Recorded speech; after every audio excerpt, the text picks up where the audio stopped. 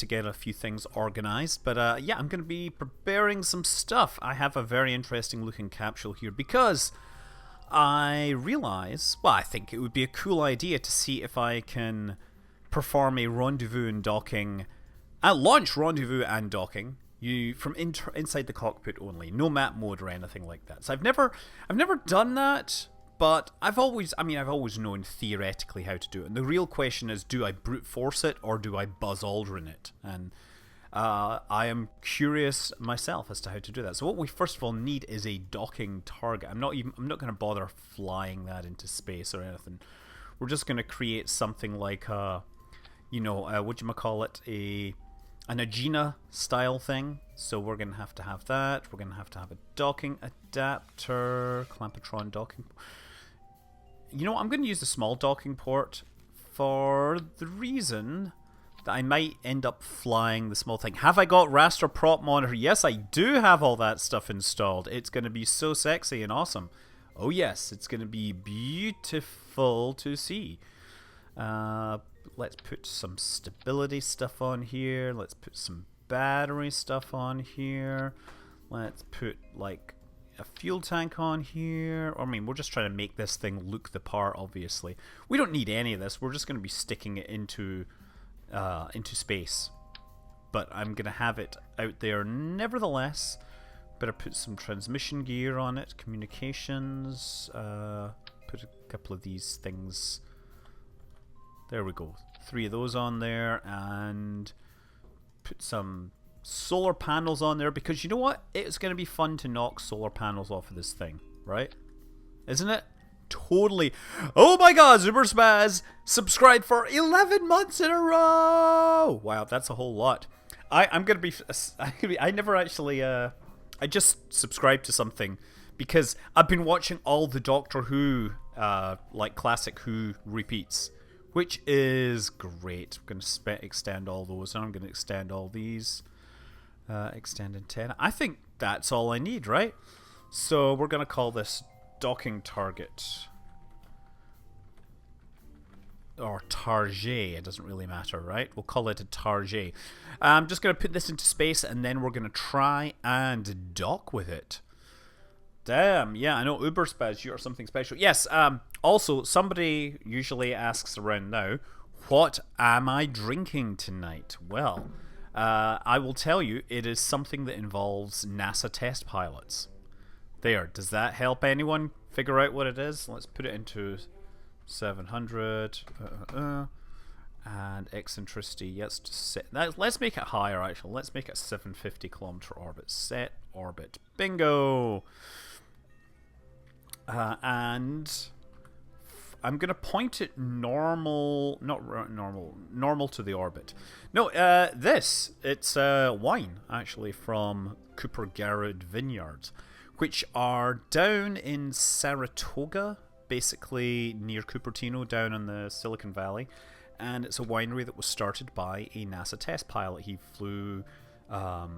Sabres, and he flew like P-51s and things like that. So there's a whole bunch of cool stuff.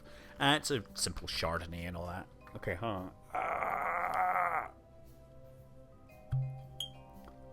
I could have got a wine opener, but, better to like make my dentist hate me. Okay, so I'm just going to have some... Oh, there's not much of this left. We had a bit too much when we were there. Saratoga is a favourite aircraft carrier. I did not know that. There was no aircraft carrier there because that was in the hills. Wait a sec, we must have 2... Hold on. I had 2 copies of Kerbal Space Program running. That makes a little more sense. Okay. So, tracking station, we're now going to build a spacecraft because we actually have to get up and rendezvous with this thing, right? How much budget would NASA need to have to develop HyperEd in real life? A lot. Oh, and I just realized I have to do this thing with the video capture again. You know what? Let's just do something. Hold on. Is it display capture? Game capture? Display capture captures the whole thing. Window capture, right? Create new window capture. Okay, yes. And I want you to capture Kerbal Space Program. Yes, okay. And so now we're going to disable the game capture. There we go. Okay, so we're going to use window capture instead because hopefully that doesn't cause rendering issues with the grass. So, I think I'm just going to use the Mark 1 command pod because I know that it has controls inside. It actually has terrible lousy visibility, but I don't think we've got anything else with decent visibility. I'm going to be honest and say that I haven't really learned how to use this, all these controls inside this thing. So I am kind of just guessing my way through it. We'll call it Black Sands. What? You hit. Oh wow! Congratulations! You're going to UC Berkeley in January. Why January? I'm just going to see actually what other options. I don't think we have a set of controls for that, and the Alcor pod kind of looks way too fancy. So I'm going to do this. I mean, I'm not sure how we're going to land this. We'll figure that out at some point. I think what we'll do is we'll just parachute the crew out, you know, do the good old-fashioned Soviet landing trick. You'll like the lack of webcam. Yes, it looks a whole lot better. How about I do that?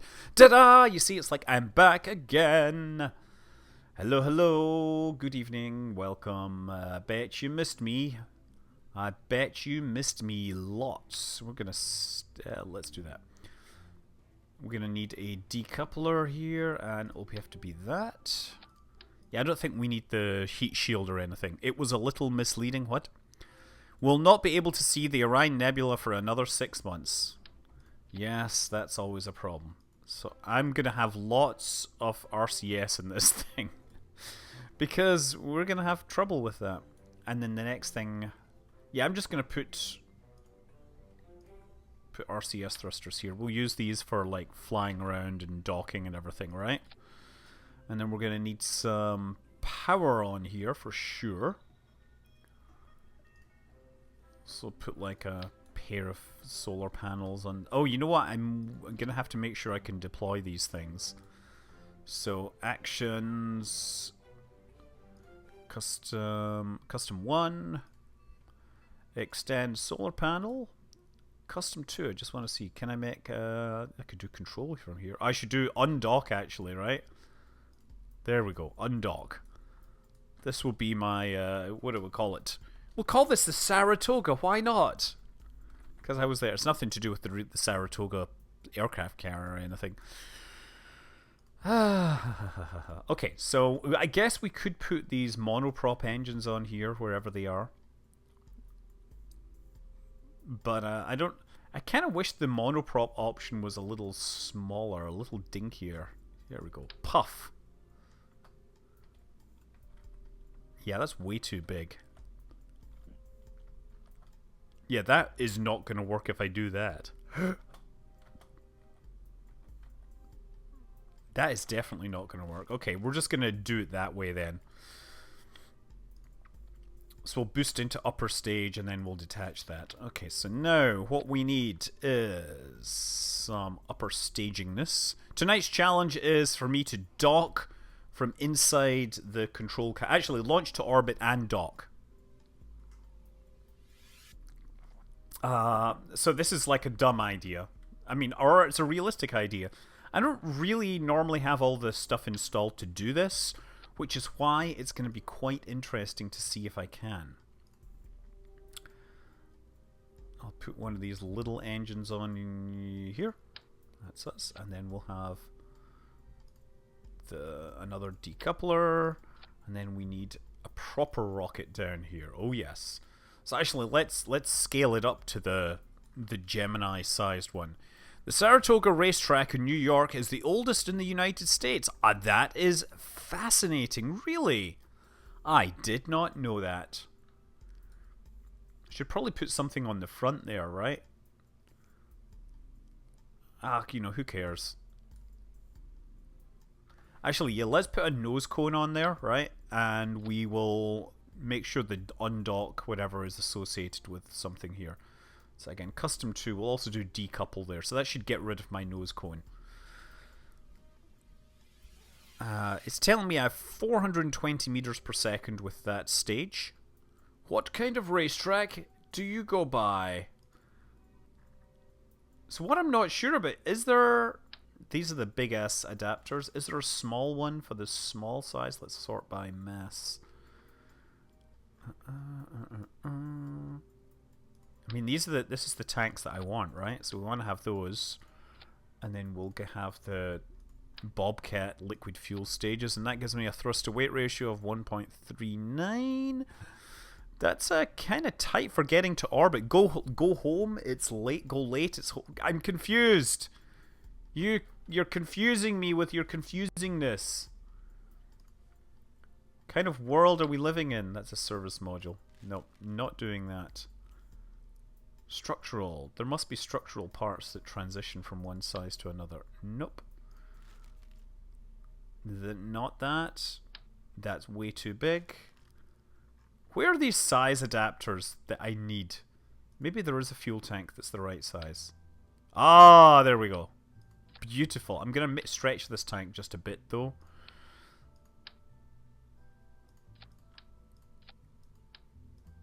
There we go. 1.15. So I'm going to use a little bit of a booster on this first stage. Hello from Texas. That's how you speak in Texas. That's my perfect Texan accent. Hello from Texas. We are one of those states in Texas. Totally realistic, right? I'm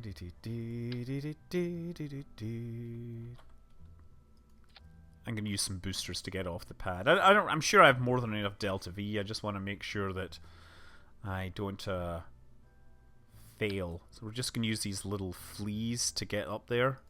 These 3 free fleas. And that should give us some serious acceleration off the pad. So actually I'm going to thrust limit this just a touch, so that our acceleration is a bit more natural. That means we'll get up to just under Mach 1 and then we'll be unable to cross it. Wait, there's chariot racing? Really? In Saratoga? That is a stunning piece of information. Okay, let's put some... Let's attach this to the thing.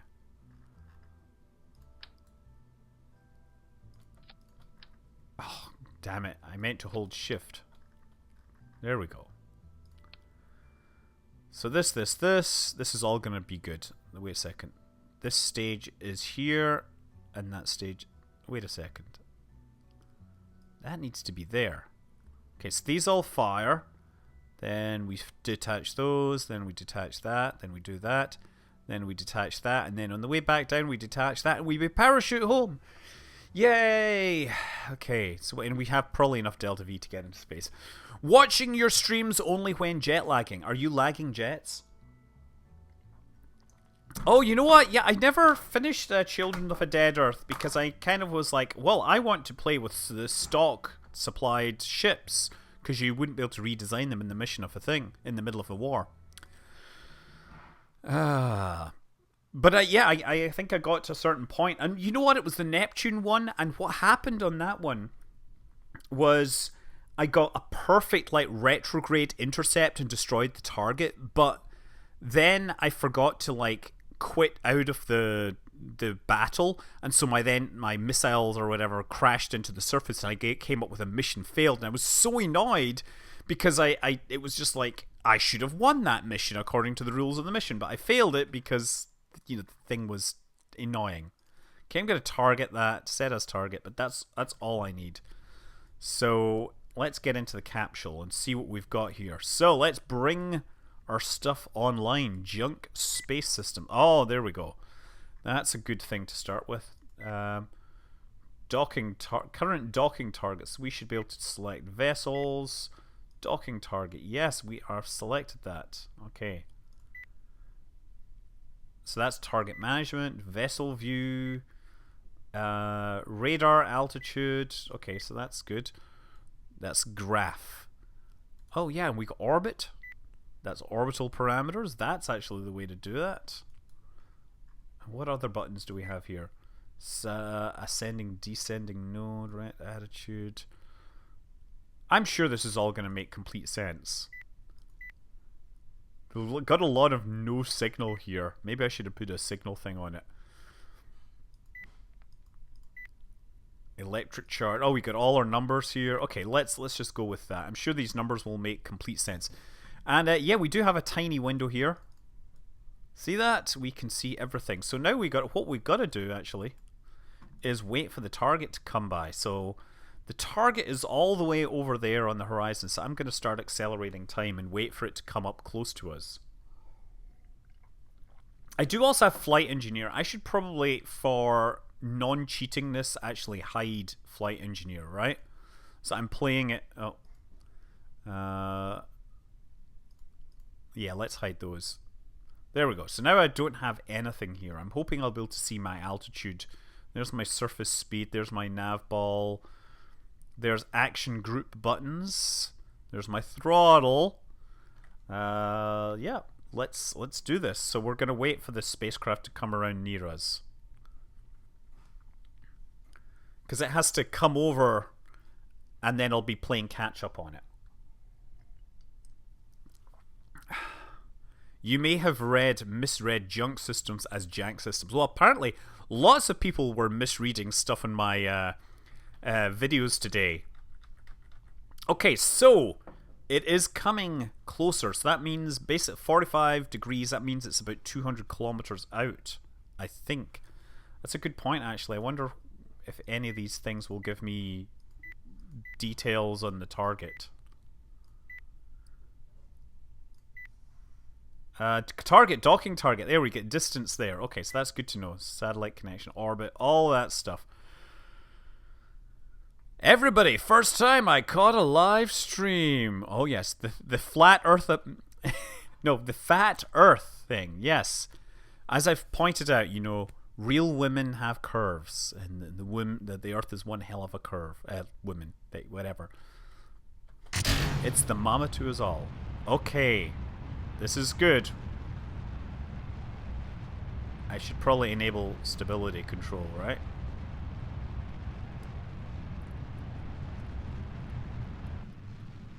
That's one stage away. So what is my altitude and everything? Great. I'm just trying to follow these over now. Is there a way to select navball mode? Or not navigation mode? I'm just going to fly it manually, I guess. What am I looking for is orbit here. We have orbital parameters on the right. We are actually arcing over a little faster than I think is safe.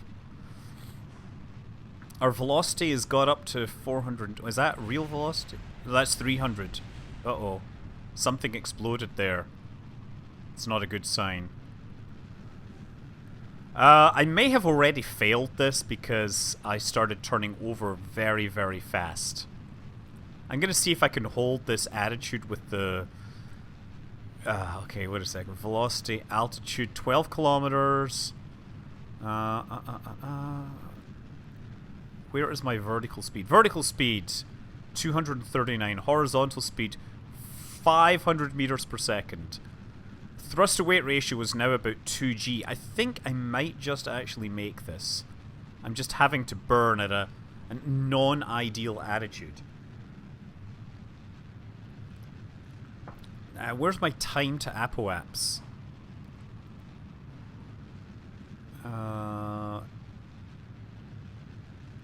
Relative inclination. Time to apoapse. Oh, yeah. 20... Really? Is it 20 seconds? No, that can't be right. Target to close approach. Okay, my altitude is now 30 kilometers, so I can flatten this thing a bit more. My thrust to weight ratio is now about 2.5. Where is my... Oh yeah, my apoapse is like up around 70 kilometers now, so I can totally do this. So what I'm seeing is this here, right? This is going to be the most boring looking stream ever because it's me looking at instruments. Okay, I'm going to flatten this and point it at the horizon now because I don't need any more vertical speed. Yeah, that's me actually pretty close to my final thing. Now, what is my fuel situation? Yeah, there's all my numbers and everything. So, okay, how is my time to... My current altitude is this. Maybe I should, like, thrust down a little. What is my... I'm looking for some numbers. There we go. Liquid fuel, 380... Yeah, we're about to run out of fuel anyway. It does look like a DOS version of KSP. Okay, let's do this. I'm just gonna... What I'm gonna do is actually fire downwards to reduce my apoaps. Oh, that's still increasing. There we go. I want to keep it below my target. That's the most important. Oh, okay. Now we're definitely above our target.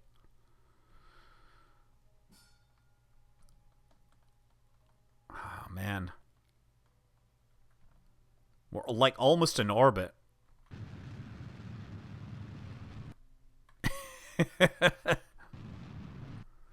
Okay, we're about to ditch this stage. Okay, I definitely have to push it down. Oh, you know what? Yeah, let's ditch that stage. Okay, so we're now a little better off. We're gonna fire this. I'm gonna fire my rocket to get away from this target. And then we will drop into a lower orbit behind this thing. In fact, you know what I'm gonna do? I'm gonna totally cheat. I'm just gonna burn radially inwards. That'll help. Not at all, actually. So I'm just going to basically arrest my vertical speed and put me in a lower orbit than the target, and then we'll figure out where we are. Okay, so we're in a lower orbit, sort of. Now, how far away is it to the target, right? So I got to find... please select target. I thought we had already selected a target.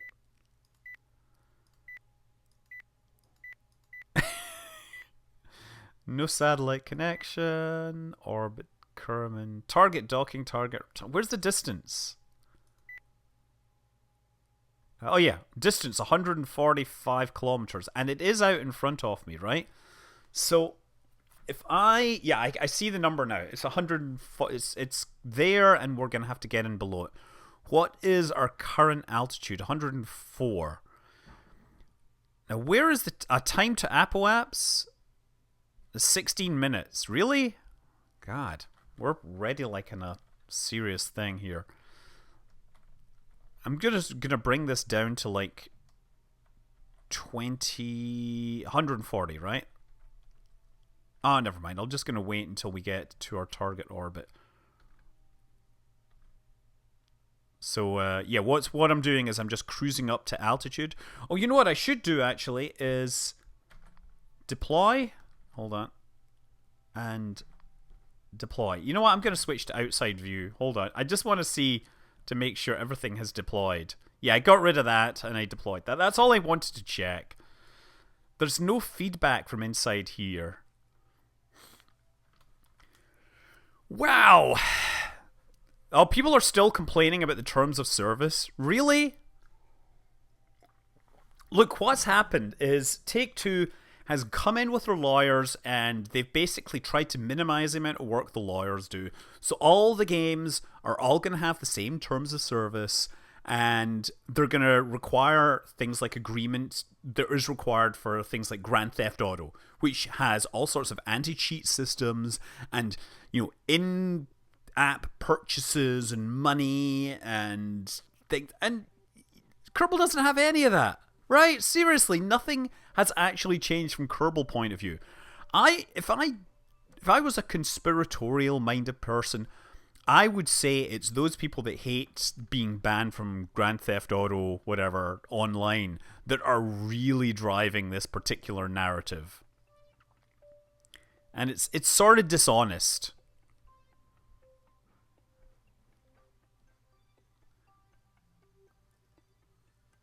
Yeah, the Kerbal players the Kerbal devs have been very insistent. Listen, when back when they were launching Making History, okay, Oh, nee, you know what? APT, this is my time here. This is the number I'm looking at. 4 minutes, 15 seconds. If I were a conspiratorial-minded person, I would say the people that have the most to gain are petty-minded individuals who somehow feel slighted by being banned from Grand Theft Auto Online. And yeah, their butts hurt. That's the real technical term. Have I got DPAI installed? Not that I know of.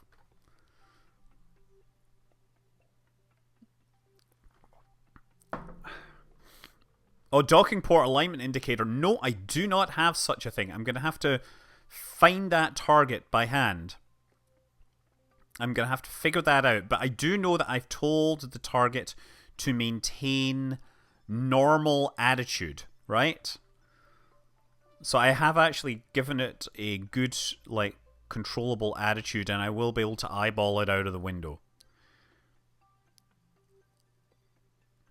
What grandiose adventure. We are playing Kerbal Space Program through the cockpit alone. Also, what we're drinking is Cooper Garrett wine, which is a winery started by a test pilot who flew stuff for NASA. Or NACA, actually. I'm not sure a fun challenge. I think this is probably the least photogenic challenge that I've ever done. Like, because there's not even any windows on this thing. Okay, so let's fire up these engines. What we're gonna do is bring our periaps up to the correct altitude, and then we'll be in our target orbit. There we go, 143 by 140. Okay, now, docking target is 85 kilometers out. So what I want to do is adjust my attitude. Right, I'm going to point radially outwards. And then I'm going to look out the window here and see if I can see it. Because I want to get an idea of where it might be. Okay, don't see it. Let's look around. Ah, there it is. See it? We can actually see our target, right? So that means if I look down, that's it. So that's it actually ahead of me there. So if I'm looking up, I need to push down to aim towards it, right? No, I'm actually aiming backwards. Wait a second. I'm looking upwards. I thought I would have to bring my nose... Oh yeah, bring my nose up to look at it. There we go. And if I look up now, I should see the surface of Kerbin. Yes! Look at that. Woohoo! Okay, that's great. So now the next thing is that we need to, work on getting close to the target. How much delta V do I actually have here? G's only through the cockpit. Well, we're going to get a little closer first.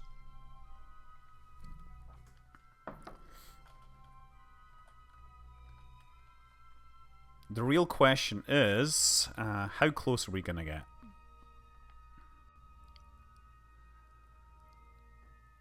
And so the other thing we need to do is adjust our relative inclination, right? So our relative inclination is 0.612.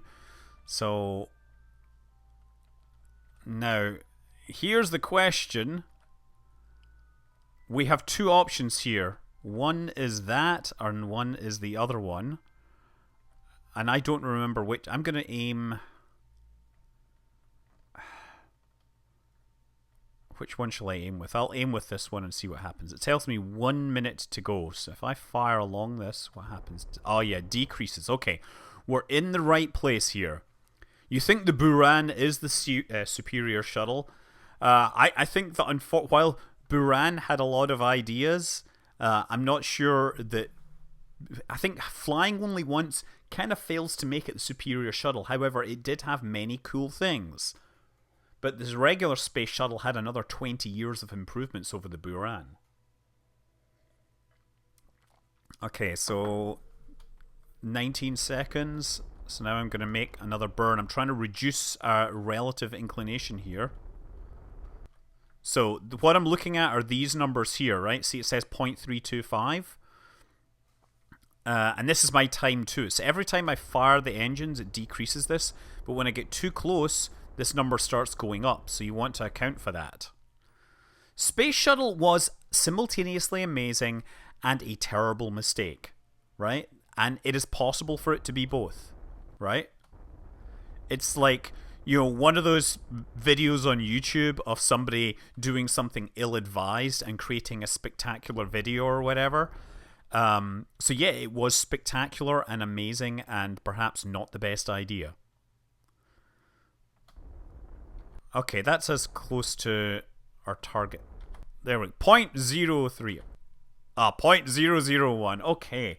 So I don't know actually where my various attitude control things are, but we're doing fine. So now it tells us we're 70 kilometers from the target.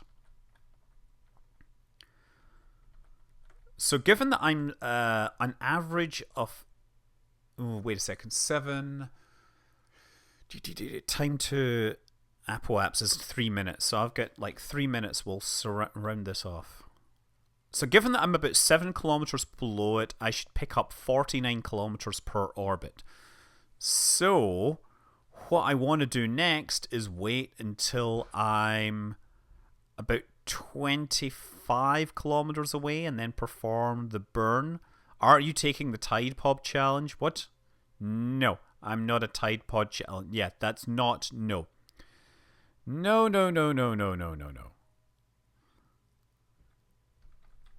Okay. Yeah, you know, it could never do what it was expected to do. And honestly, if they'd been given more money to develop all the other cool ideas they had, they might have actually got closer to their targets. Okay, there we go. 143 by 143 orbit. So now I'm going to orbit until my target is about 25 kilometers away, right? Or maybe I'll raise my orbit just a little more when I get closer. Those displays are added by mods, yes. This is the ASET prop mods thing. Okay, let's slow the time warp and let's look for the target again.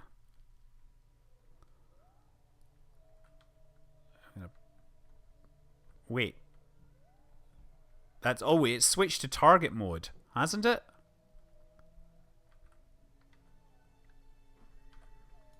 Wait a second. There it is. There's my target, 30 kilometers out. Oh, damn, I didn't mean to switch to map mode. Sorry, didn't want to cheat like that. Okay, we're about 39 kilometers out. So what I'm going to do is aim along the orbit and then raise my orbit just a touch. We're going to do it... What this is called is co-elliptic transfer orbits. The idea is the spacecraft perform these repeated raising of periaps and apoaps.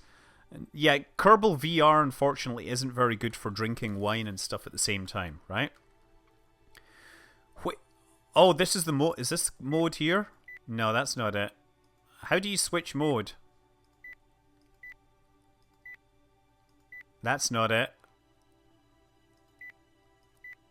I don't know how to change target mode here. So yeah, I don't know how to do that. So anyway, let's do this. So I'm going to raise my apoaps up to about 147. And that should put me 3 kilometers below it. What is 0.2 degrees. Okay. So now it tells me I have 17 minutes to wait before I get close to the target again. Let's do this. I'm just going to zoom out. Hit all the buttons. Something good will happen. Absolutely. Get a Steam VR tracking puck for your cup/glass. Is there tracking pucks for that?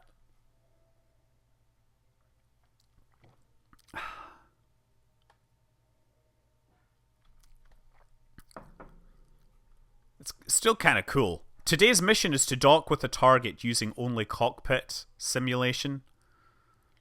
So basically, fly using instruments only.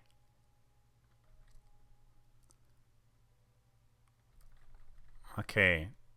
Flip around 180 degrees.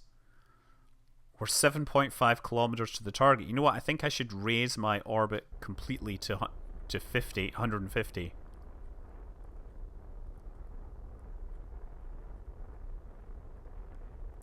Okay. Let's see how close I get to the target. Now, what I'm going to do is point my spacecraft about here. And again, I should be able to see the target out the window. There we go. Hold on. In fact, I have distant object enhancement mod. Uh-oh. Oh, didn't mean to do that.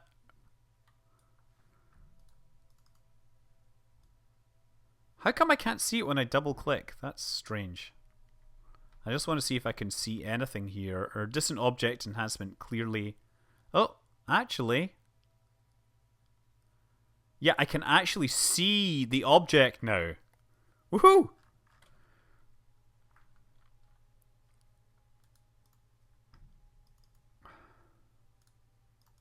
Come on. How do you escape? There we go. Back to sea.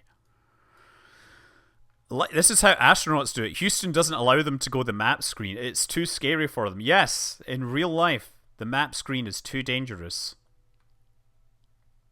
So actually, yeah, let's take a look up at this thing and see... Where's the... Oh, it's there. Okay. So I want to keep an eye on this because it tells me I have 16 minutes, right? So we might actually come in too far. I'm trying to keep an eye on this. 15 minutes. I think we're going to end up in front of it. I wonder what our relative speed is.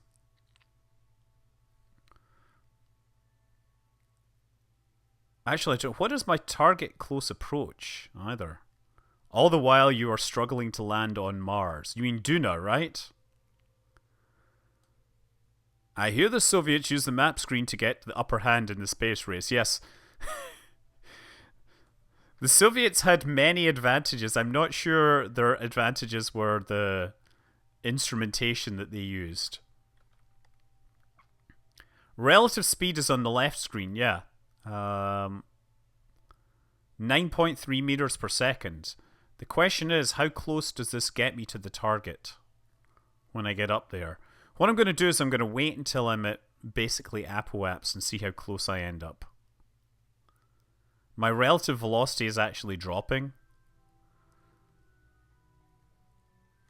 It's right there. I could just like brute force this to the target. The next trick will be to then dock.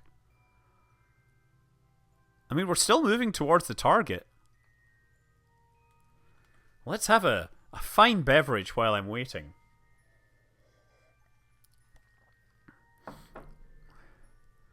Oh, you just watched Death of Stalin. That is a fantastic movie. It is not accurate by any means, but it is a hilarious movie. And it is also really dark. It is a very British movie in that respect.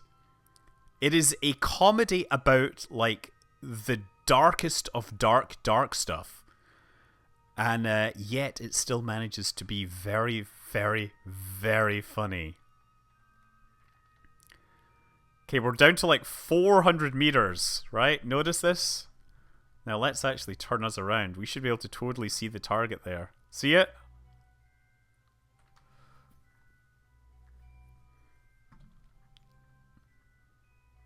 Okay, so what I should do, that is us aiming... We're moving towards the target that way.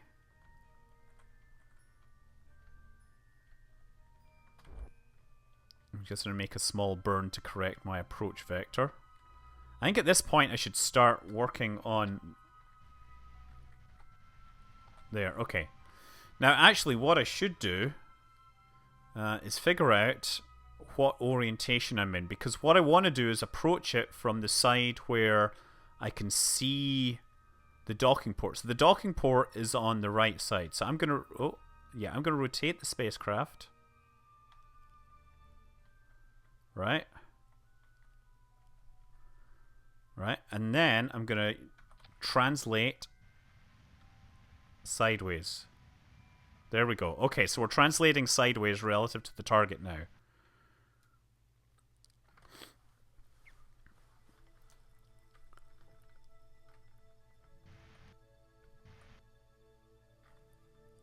Okay.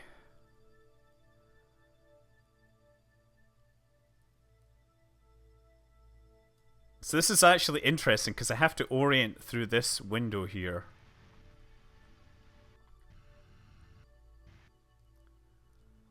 Because the window is basically in the side.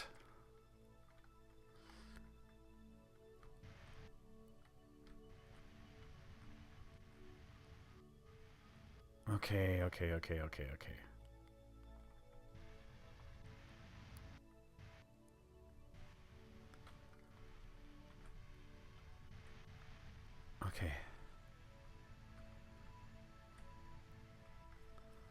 Okay, what is our relative velocity here?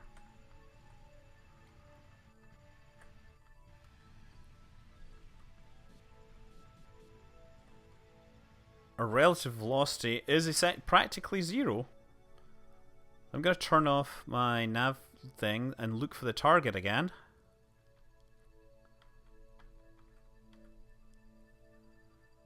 There it is right there.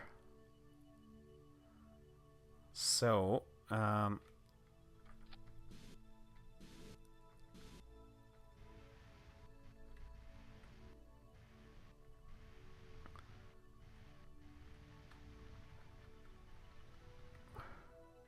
going to try and side slip.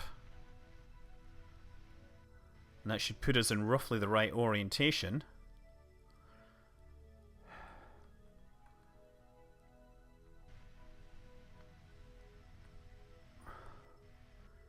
This is kind of cool, even though I don't really have this set up for navigation. I think I'm going to be really close.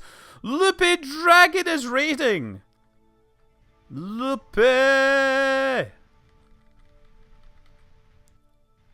This is very exciting. This is the least exciting thing ever, and yet I am actually, my temperature is hot. I'm going to start up my heart rate thing just to see. I'm really curious. It says measuring my heart rate on my Apple Watch right now. Because I gotta say, I'm kind of fascinated. Okay, so now what I'm going to do is aim towards the target. And...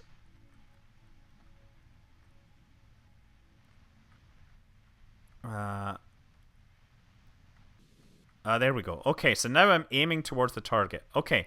Whew. I think I'm just going to try docking it like this. Actually, no, it says like 66 or whatever beats per minute. So I'm moving in towards the target at 0.3 whatever meters per second. So we're 60 meters out, moving at 1 meter per second. More boring would be doing the same from Kerbal Space Center. What is that mod? This is all raster prop monitor and ASAT, which is advanced something. Basically, it's a cockpit management system. I'm really hot. I don't know what it is. Like my body is clearly working a little faster than usual here.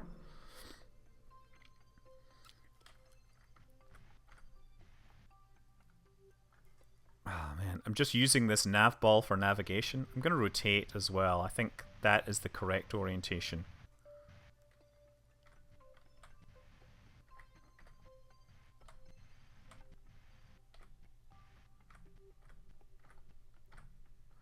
Gonna hit control here. Soma was a good game, but those expecting a scary game like Amnesia were disappointed. Was it not scary? Because it's one of these games that I need to play. Hot flushes. Yes, I'm clearly going through my menopause. Okay, we're 17 meters out. Slowing my approach speed to 8 inches per second. In fact, let's slow it down to about 4 inches per second. 5 inches per second. Or 0.126 meters per second for those people that still speak in metric.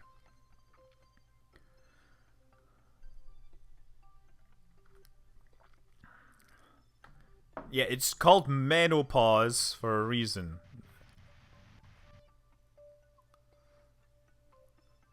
But yeah, the problem with this spacecraft is it doesn't have a parachute for landing. How do you get signal on the left screen? Never figured that out. I just pushed buttons until... Oh, that one? Yeah, I don't know. Perhaps you need some sort of navigation system or whatever. Oh, yeah. So last week I was building the XB70, and you saw that I did the whole video about zip fuels and stuff. There's one other thing that I didn't mention. I forgot to mention that I wanted to include in that video. Was that there was one particular flight where things went wrong and the front landing gear wasn't deploying. So they were worried the pilots would have to bail out. And, you know, they still had fuel, so they went and did a few go-arounds, and, you know, engineers on the ground said, well, we think the problem is that there's a circuit breaker that's not passing power. So they went and looked around, and in one of their flight manuals, they found like a paper clip, and they used that to short circuit the particular breaker which was bust. So oh, I think we docked. Yes! Woohoo! Yay! You see, just like a pro. Ah, yes, okay. Well, and that only took 52 minutes.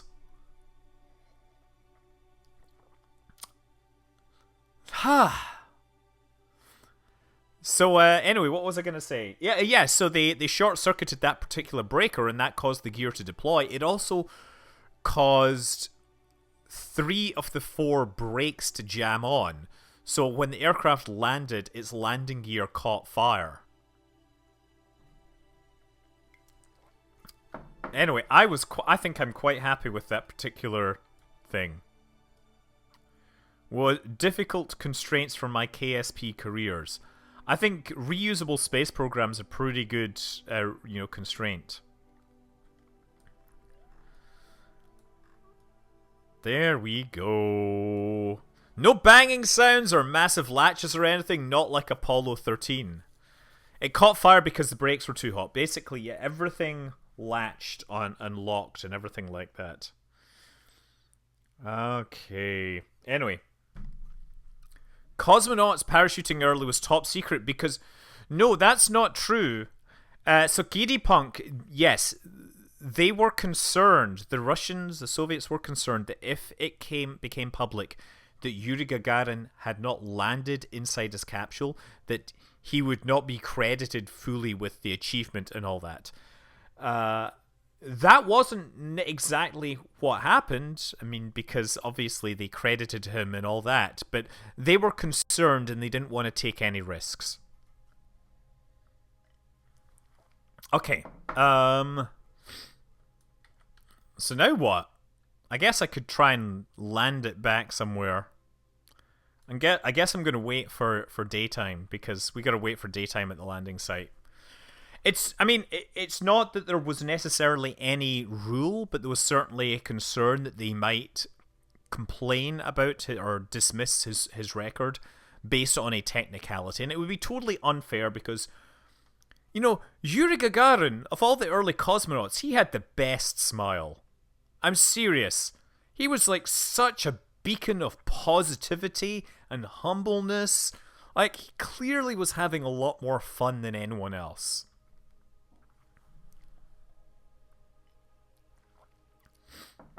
You know, like, Titov was badass, but he had no sense of humor. Okay. And yeah, the other thing about the XB70 that I mentioned in my video was that I'd kind of forgotten that it was an accident with the XB70 that killed Joe Walker. He was flying formation and got caught in its wingtip wakes or whatever, and lost control and knocked off the tailplane. So he caused it to crash and he died as well. And Joe Walker is the astronaut that everyone forgets. Domso, I've been to the moon several times with only cockpit instrumentation. In fact, less cockpit instrumentation than there is in this spacecraft. Okay, so let's try and land this thing somewhere. Let's see how close we can get to our target. So... Oh, I guess actually I should do this from the capsule, right? And then we'll, ditch it when their time is right. So yeah, one should undock.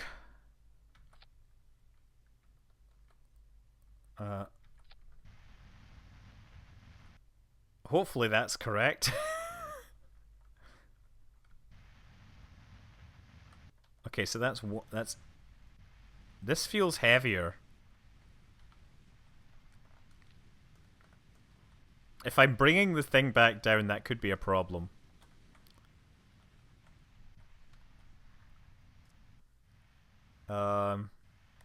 Maybe I should look around for it.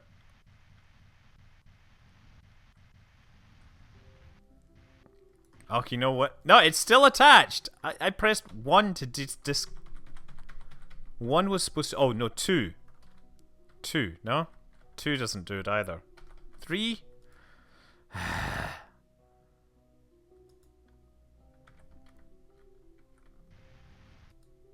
Okay, apparently I can't undock this one. Right? There's no... The undock has been disabled, so I have to undock from here. Okay, there we go. Well, so much for that. Okay, now I can get on with the whole landing preparation. I gotta figure out which way I'm pointing, though. That's north. It says 90. You know what? I think what I'm gonna have to do is do this. I'm gonna displace myself over the top of the target. So that way, if it's there, I'm missing it regardless. Seems like, yeah, it would be easier if I had action groups extended and all that. Sure, it would be easier. Okay, where's this target? Is this around? Let's just roll and see if I can see the target.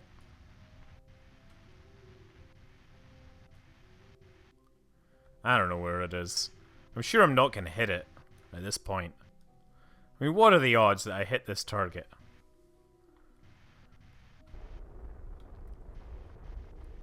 Let's bring my apoaps down to about 40 or whatever. Yeah, I found the moon! The moon's there!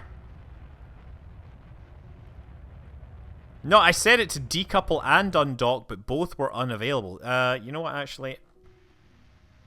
I'm doing this wrong. We do this not because it is easy, but because it is hard. Okay, so we're doing fine now. At some point, we're going to have to perform re-entry.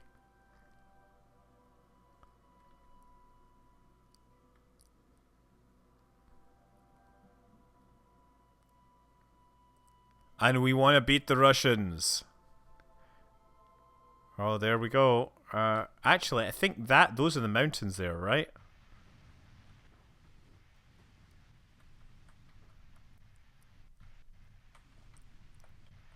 So I'm going to try and hold this attitude as long as possible. I am go for return. Wonder what we're doing in terms of fuel. RCS is active. Where was the fuel situation? It's one of these things.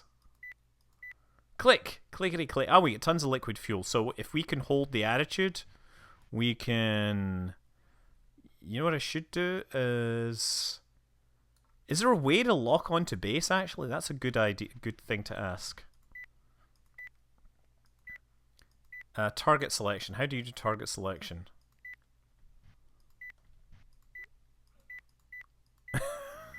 There we go!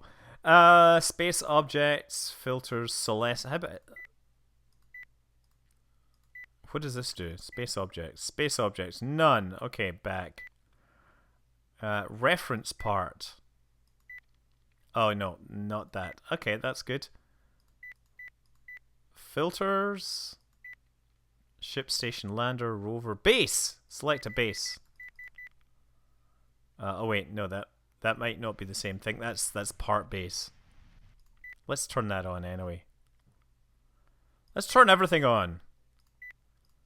Give us it all. Oh, and never mind.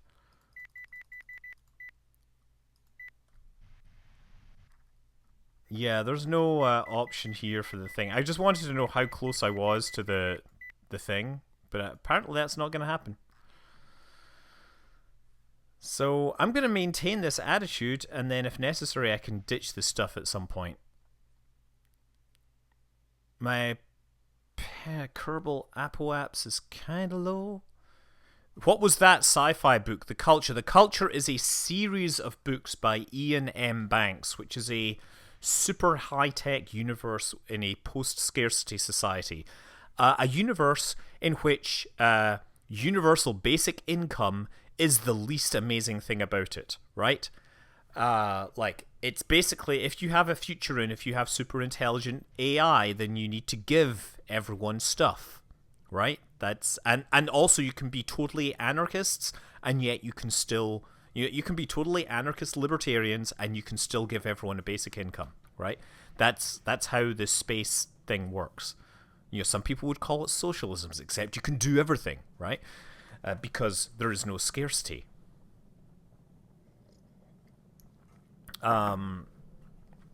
Consider Phlebas is enjoyable, but I mean, some of the ones I really like is Accession, and it's hard.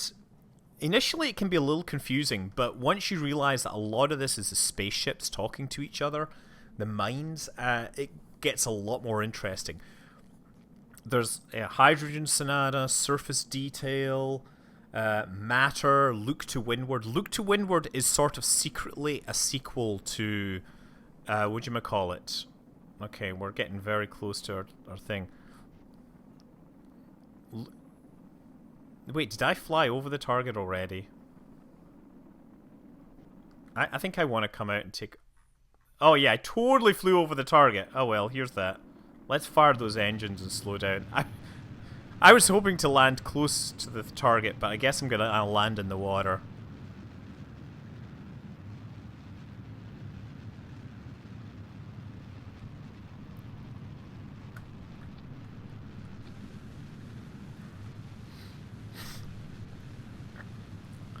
Yeah, so yeah, Look to Windward is sort of a sequel, but as in it refers a lot of important parts to it.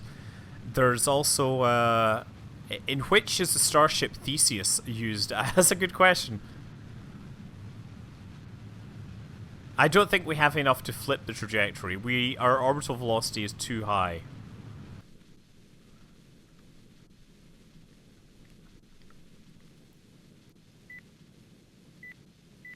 There we go. Liquid fuel is 70. I don't think we can actually counteract the thrust. At some point I'm going to bail out. My altitude is like 38 kilometers.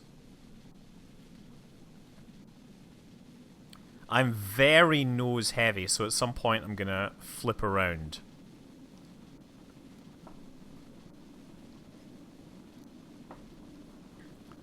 Those are some very cool looking panels. Yes, that is those are cool looking panels. That is the wonder of modders in the Kerbal Space Program. And may I remind you that all those people that are complaining about the terms of service in the EULA, 3 months ago they were saying that the EULA was going to kill all mods and there would be no mods for Kerbal Space Program, and that this was a plot to make everybody buy DLC instead of mods. And like, seriously, I don't have enough thrust to fly it down. That was probably the engine. I think that might have been the engine exploding. I could fire up the engine and find out.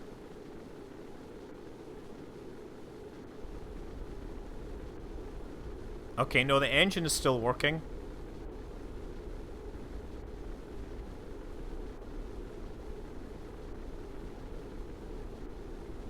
Okay, it's 10 kilometers up, 1.2 kilometers per second. I mean, I can always just hit space. I might have to do that. Okay.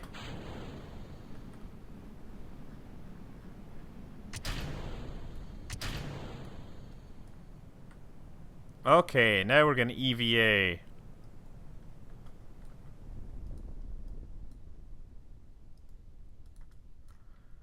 Well, bye, capsule. We were coming down pretty fast there. So what were we saying? Don't talk about Bethesda. I made a mistake of playing Fallout one more time. Fallout 1 is... Are you talking about how Fallout... Everything since... Are you talking about how basically Fallout 3 and 4 are terrible compared to Fallout 1? I can understand that. But then again, Fallout New Vegas is absolutely the best modern Fallout game.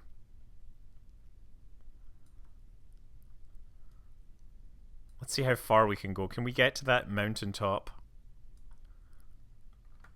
Fallout 4 was okay, but Fallout New Vegas is easily the most interesting.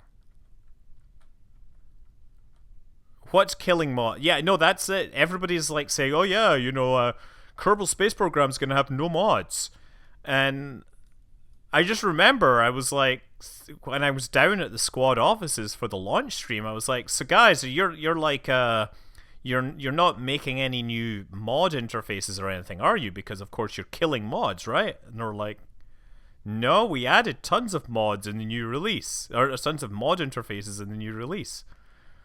I'm just gonna cruise along the surface here, like a, what'd you call it, parasail thing. It's always a lot of fun to do that.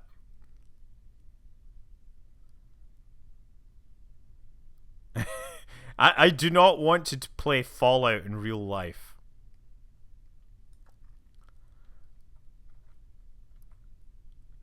Oh, there was... Basically, there's language in there about not reverse engineering the game. Which, you know, like, people sort of said, well, you know, that clearly means that no mods are allowed. Which is kind of ridiculous because it wasn't just Kerbal Space Program that heavily allows mods. Take a look at, what is it? XCOM. The XCOM games are heavily supportive of mods. Catch some thermals. If only they had thermals, we might have some thermals to catch.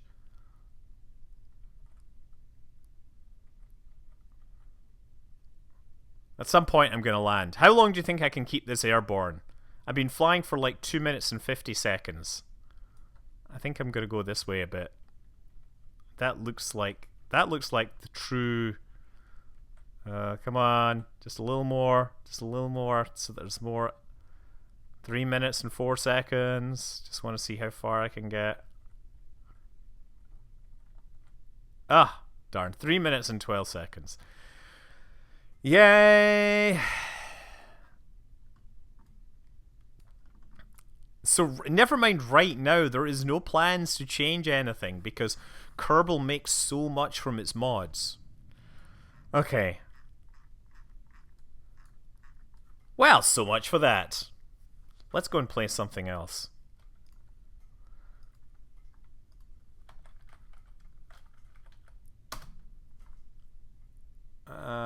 I'm gonna play this because I got a little more time to chill out and do stuff. The cheese wheel benchmark in Skyrim is the best. Okay, just gonna make some changes here. Properties. Okay, so this game is completely unlike Kerbal Space Program in every single way, but I want to play this. I don't know what my current status is. Let's just continue, see what's going on. Heard that Fallout 76 is going to be open world. What are my? Oh yeah, this is the case. You know what? I'm gonna run the clock down here and die, because I wanna do this from a fresh start, right? It's just a shame I get no stuff. What happened to Galileo Conquest? It kind of gets sabotaged by the fact that I just don't have the time to do those detailed playthroughs and stuff. That's really... Where did the spyware come from? Yeah. Yeah, no, that's the thing. It's just people basically people taking a standard boilerplate EULA and deciding that the worst case interpretation is what the case is, rather than, oh, these lawyers were lazy and they want to just make sure that everything's okay, right? Just I'm gonna die in this, and then we'll come back and we'll start a new round, because it's really close. Apparently I still have more stuff. So what's happening here is these are verbs, right? These... I'll explain how the game works, but there's these basic things you can put cards in and you can accomplish. This is work, this is study, this is everyday life for which you need money. If you don't have money, you start to get sick. This is, you know, restlessness. This turns into dread. The dread will eventually drive you to distraction. This is Cultist Simulator. We'll get to it. I just want to rewind to a fresh start, and if you just reset the save, then it's no fun. So what's happened is, because I don't have any funds, this thing has spawned another verb that says, I'm going to take one of your health. And if it takes a health, that's fine. If it can't take a health, then you die. So I'm running this at maximum game speed right now. This will all make sense. Here's my own eyewitness note accounts of the ghastly decline of J.N. Sinombra. My handwriting deteriorates as the account progresses. This is the role of a physician who tended to my previous character. There, so I've got it. I now have an affliction, and now I die. Where will they find me? That's my achievement. So yes, my body is dead. Where will they find me? I am not here. In the end, my strength was insufficient to sustain my failing heart. I was starving, I had no health remaining. I should have ensured I had money to purchase essentials. I could have used Dream to rest and recover from my weakness. I'm going to begin another descent into the role. So I can be a doctor, I can be a physician. This is a person that attended to the previous unfortunate victim. Or I can be a bright young thing endowed from birth with wealth and talent. A life of ease, comfort, and delight stretches ahead like an amber carpet. Or you can be a detective. I've already played that previously, so I think I want to play the bright young thing. So, I miss the dawn. I generally do. There will be plenty more. So what do? Well, I can take this card, which is one dabbles with writing and one dabbles with painting, but one lives, above all, in the certainty of one's allowance. So that will be my day job. Possibly I'll get something done today. So time progresses, time counts down, and in the meantime, I have nothing else going on. A golden day of occasional work. It's all going swimmingly, although Papa's help is not improving. Explore has been unlocked, so I collect the cards now. Now, because I worked with this and that, I got some funds. Wonderful, I got some funds. So let's do more this and that. And meanwhile, Explore is happening. Some ripping sorts are introducing me to some ripping sorts of places. My, those ripping sorts are certainly ripping type people. Ripping stuff. If I ever have trouble deciding how to spend my money, the good people at these spots can certainly be of assistance. We have Orflam's Auction House. Orflam specializes in curios, perfumes, taxidermy, specimens, and rare texts. It operates from cramped new premises now since the destruction of the old by a mysterious fire. And there's the I don't know, it's a club. It's a cabaret with an occult reputation. So actually, let's take the auction house. We perch on alarming Rietveld chairs in a windowless auction room with vividly burnt orange walls, waiting for the auctioneer to announce what he's offering. The reek of new paint makes the brain spin. So I start, and what'll happen is after a few seconds, there's nothing up there you can see in that corner, trust me. A crowd of pinched faces, glinting eyes, who will bid? So the item is Traveling at Night. Volume 1. There's no... Oh, okay, the pop-ups. I see what you're saying. Yes, you're right. I'll move the webcam. Hold on. Down there. That's just nothing there. Yeah, let's click on this again. The annotated dream journals of Christa Ilopole, sometimes called the only readable occultist. Literate, entertaining, bewildering. Well, I shall surely have to bid on this. I've raised my hand. The auctioneer raps out an acknowledgement. Will anyone match me? I should probably pause the game and update Twitch chat, by the way. Let me just do that. Cultist Simulator. Update information. There we go. That will stop people getting confused as to why I'm playing a game about Cthulhu. Okay, time is running forwards again.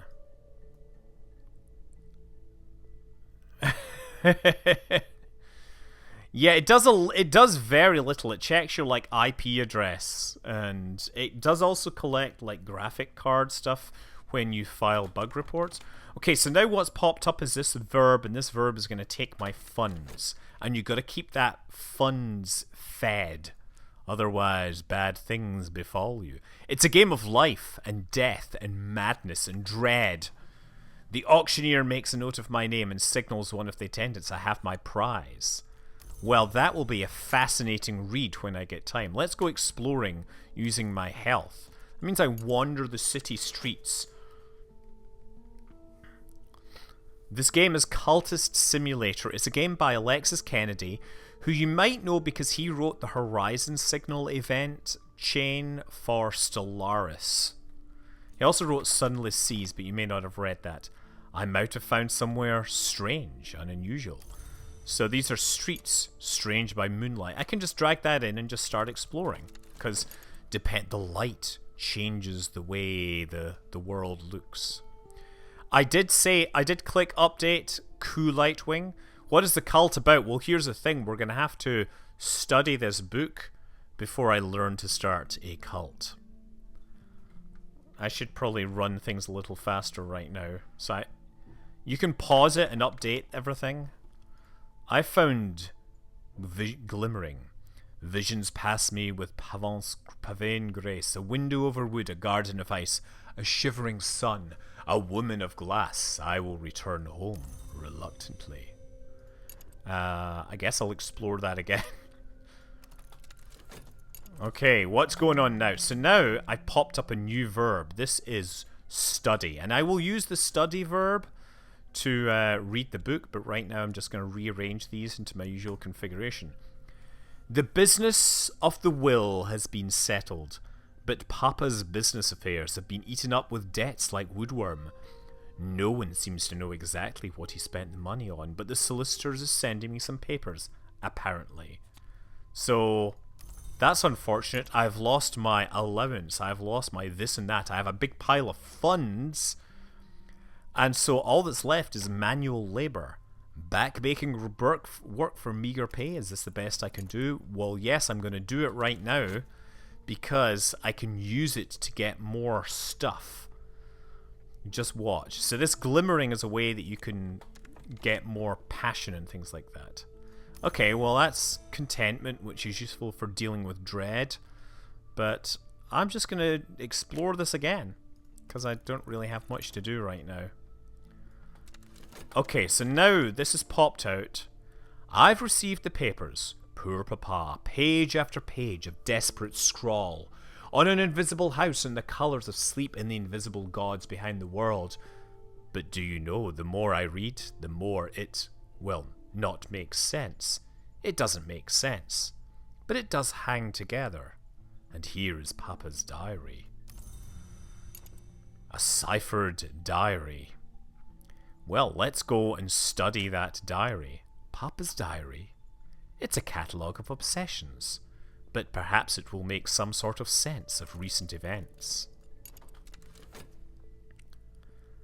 Studying. Okay, so now I have talk. The name of J.N. Sonomber appears again and again in these pages. They were a locus of impossibility, a fount for the future, one who has cut the eye. And on the last page, there is a correspondence address and a name. So I pick up reason and a secret. So reason is a stat that you can use to do things. What I'm going to do though is I'm going to study health, right? Because I've got health here. I'm not going to read these books because what I want to do is boost my stats. So we'll get to it. Meanwhile, I'm going to contact the individual named in this troubling document. I have little reason to believe that they will be able to enlighten me on the nature of what went before, but perhaps they can help me with what's to come.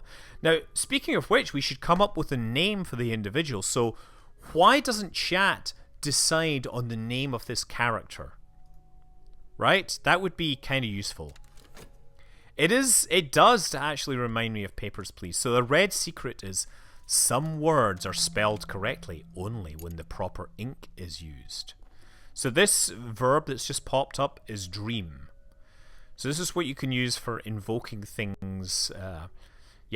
A dream of a shivering light, a sun that crisps the snow but does not melt. When I wake, my room is always cold. So I have a chilly atmosphere, I have passion, but I have dread, and dread will get consumed into this unless I do something with it. Now I have contentment, so what I can do is I can dream on dread and contentment at the same time, and that will clear the contentment will cancel out my dread. If you have too much dread, you will kill yourself through despair.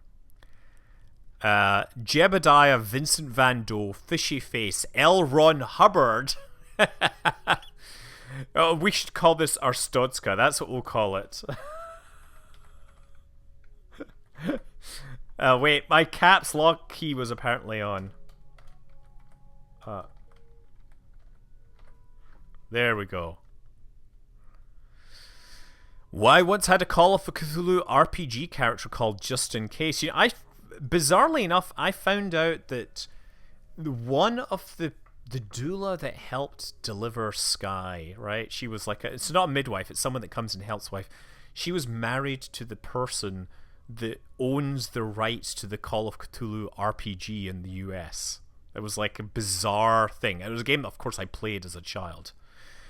Okay, we got a subtle fracture. Now, these are like insights that you can use in rituals, but I haven't unlocked any rituals, so they're not that useful to me right now.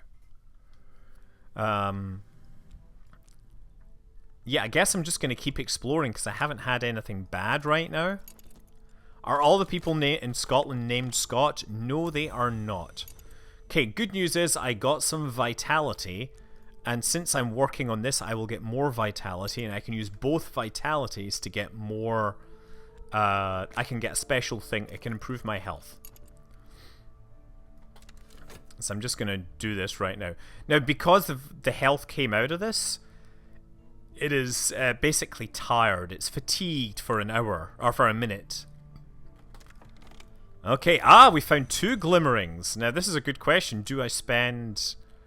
I get 1 vitality, and that'll take... So I've got 2 glimmerings. As soon as this finishes, what I'm going to do is improve my... I'm going to improve my passion by dropping 2 glimmerings in here.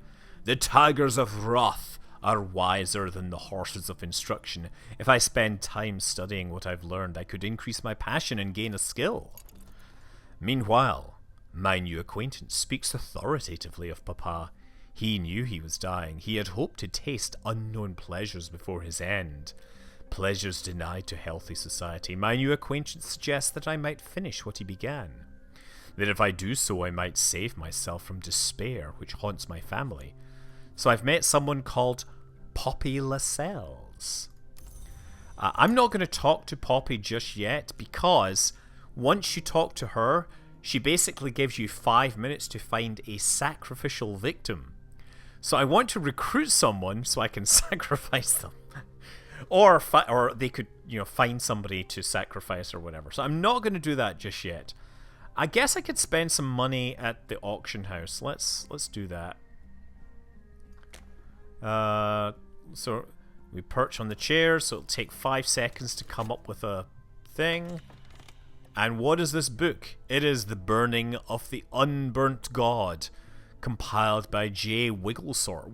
That's a made-up name. J. Wigglesworth Jensen, from oral traditions in rural Persia. Sure. It's hard to grow a cult if you sacrifice your members. That's absolutely true. What you can do is I can talk publicly about this secret I've learned. The invisible arts. Remember, the red secret is that some words are spelt correctly only when the proper ink is used. So this is the cup, the grail. And so by talking about this, I may attract a follower, but I will need either passion or reason to convince them. So I may need to make sure that those are available. Mirrors are the calm, the sun is steady, the glory recedes. I am sane, if that means anything. So that pops up every now and then, looking for... It's kind of looking for any insanities. Okay, the sun moves, I'm going to accept that. I'm not going to put passion or reason in there because I might need it right now, but I guess I could dream on health. It might be good, it might be bad, who knows? Just watch out for Psychophasian architecture rising out of the Pacific. What a brilliant comment. Okay, so now I've got vitality. I can spend this vitality on improving my health situation. I could actually throw... I think I'm going to throw more health in there, just because I can't really do much else with this right now. I got my book from the auction house. I don't have any health. Yeah, okay, let's just explore the streets again. Oh, this is moth. So this is I have become restless. I will need to spend some time doing something useful. And this verb that has appeared is that I am attracting the wrong kind of attention. It might awaken the interests of the curious, the puritanical, or the vengeful. Now, what's interesting about this is the card slot has popped up and the card is empty, but there's this little magnet symbol. What that means is it's looking for a card which corresponds to evidence that I've been up to no good, and it will automatically suck it in there. I can't replace it, so you have to make sure you don't have the card available. Notice that you have stars floating around these verbs, by the way. Okay, so now I have passion, yay, and I have things to study. What's this guy looking for? I've found someone and I am looking for passion. That's great, because it will grab the passion and I can throw vitality in here and get myself the equivalent skill. That's great. What's happened? I've found contentment. I've found contentment, and that's good, because the contentment will keep me from being too dreadful. Okay. Well, that's actually looking a whole lot better. I think I'm going to find somebody soon.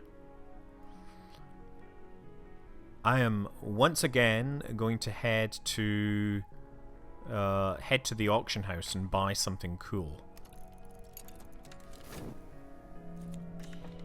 What is this book? This is a guide to Sanskrit. You know what? I can use this as a guide to Sanskrit, so let's do that. Some of the books need translated. I didn't find anything useful there. I'm going to keep the reason behind because I want... Oh, actually I get passion now. So I can dream on passion.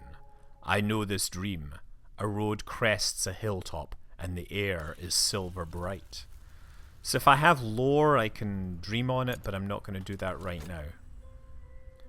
Subtle fracture. That was a fracture in the fabric of the universe that can be used, it can be exploited to summon some sort of creatures.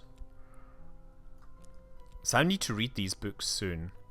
Okay, on the work front... actually on the work front, that's... darn, that's what I meant to do. I meant to dream, I meant to work on the passion. Shoot.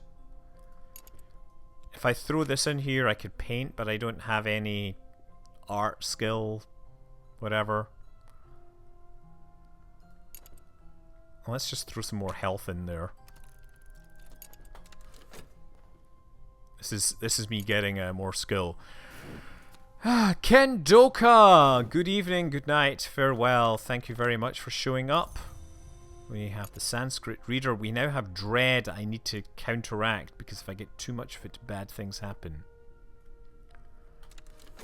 Okay, good news is I have an acquaintance. I've acquired a hanger-on. That's far from ideal. But I have also got the red secret back after talking about it, so I can throw this into my dream. And that might help. Okay. And the other thing I've acquired is Mystique. So if you talk publicly about your weird alien, dreams or whatever, then investigators can start to find Mystique. Mystique may attract the attention of hunters. Okay. We've got this. And I have a stronger physique, which I can use for work. I'm going to throw these skills up here. I have 2 vitality. If you get 4 vitality, then you can use it to upgrade it. So that's one of these things. If you have 4 of these, then you can upgrade it to the next level. That would be very useful right now. But I'm trying to think. Do I want to... I've got 2 vitality. I'm going to throw 1 more health in here. On the off chance that I get extra vitality, that means I will get an extra point. Am I going to stream the rocket launch? Not one that I know of. Oh no, I'm feeling dread and despair. That's not good. Now you can actually fix that. There, I'll get some vitality. Excellent. Okay. Okay. I can do another job now. I can paint. So what you do is you put some passion in there. You never know. This might be a living. And... have I got anything I can inspire? So by clicking on this, it'll give me ideas. I shall paint a picture of my hanger-on. Because I might end up sacrificing them. Who knows? I'm still not talking to Poppy just yet, because I know that she will be demanding a sacrifice soon. Now I can slough off my flesh, patch by patch, tugging the tendons free like fibers picked from teeth. My skin lies like a shredded blanket. The sun heaves itself above the horizon with a triumphant battle yell. The light falls like acid on my naked bones. Pain wakes me. My bones will throb for days. Okay, so I've exhausted my passion dreaming about this fascinating dream, which brings me the aspect of the moth. We're not ready to found a cult just yet. I need to figure out... I need to get more information. Do I dream of health? Do I dream of reason? The passion is exhausted after all that. I could dream... I should talk more about the red secret. Because I need more hangers-on. And I shall dream of health. Because sometimes that works out. Sometimes you can dream of money, and that basically is the equivalent of buying drugs. Okay. I can also promote my hanger-on to higher qualities. I could spend money. No, I'm not going to spend money to make money. No, this is not a board game because the rules are too complicated. So the good news is I have 1, 2, 3, 4 vitality, so I can now fill up this vitality with 10 seconds to spare. And that will upgrade my health by 1 more level, which will be very useful to have. And then I can actually complicate... Yeah, basically when these decks complete, then they're like little decks that are managed behind them. When the verbs complete. Okay, with luck, someone will buy things. I made some money. Excellent. Oh, and I got some contentment. And the contentment will actually counteract dread, right? So that's a good thing. This thing will get pulled into this at the appropriate time. I got some glimmering as well. So, I'm trying to think what I should do next. I mean, you can just leave this running in roughly real time. Yeah, we could also... The other thing you can do is throw reason into here and look for a job with a boring company. So I'm not going to do that. I mean, not the boring company. It's a job with a boring accountant's firm, which is a whole way of making not very much. You're going in there right now. Yes, you do. You get various choices on what you learn. And I have more contentment because it's been a pleasant day. Now I've got lots of health. Throw that in there. So I should... At some point, once I get a cult member, I shall found my cult. Let's be clear. I get nothing... Oh, I can dream on health again. I mean, I'm doing a lot of upgrading, basically. So I got at least my upgrade there. Now, did I... Wait a second, I thought I had reason. Where did my reason go? Did I lose it? Oh well, let's start studying traveling at night. That will be just fine. Oh yeah, no, I needed to talk... Oh, the reason got taken because the person I wanted to talk to, I needed to convince with reason. I get more glimmering. But I need 4 glimmering now to upgrade this. So I can also now work as a day labourer, and that is a little more efficient for money making.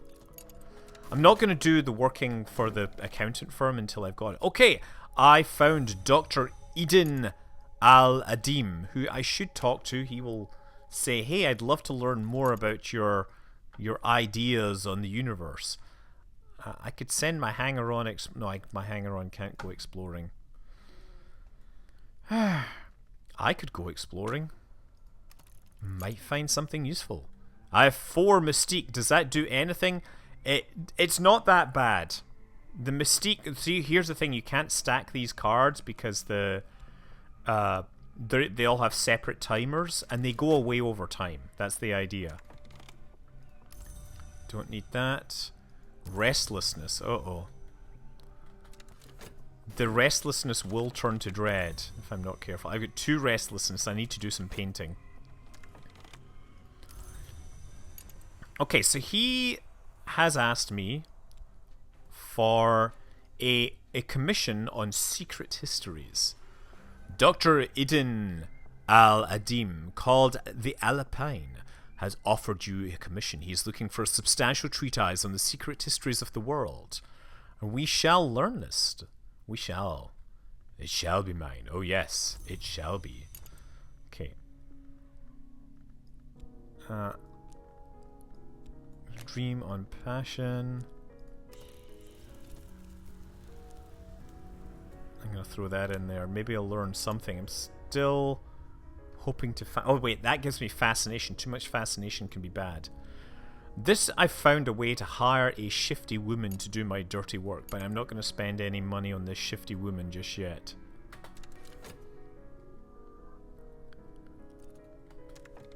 Okay.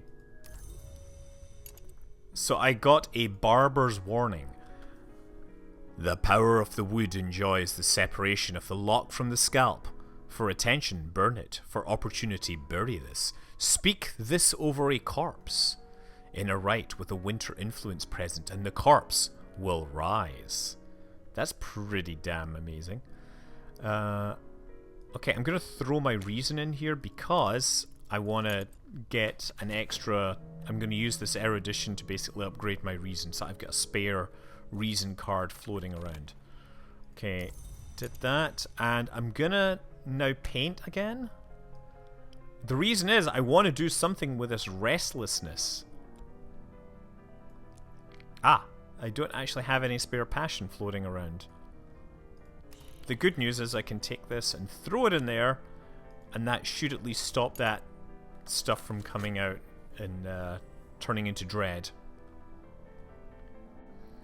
Oh, you know, now I can talk publicly about a barber's warning there, because that's sitting around. Hopefully, somebody will follow on, will latch on to my crazy cult-like speeches.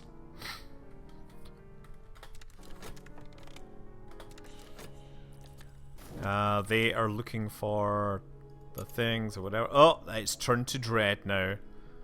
So I need some contentment to ward off problems. Again, gonna explore.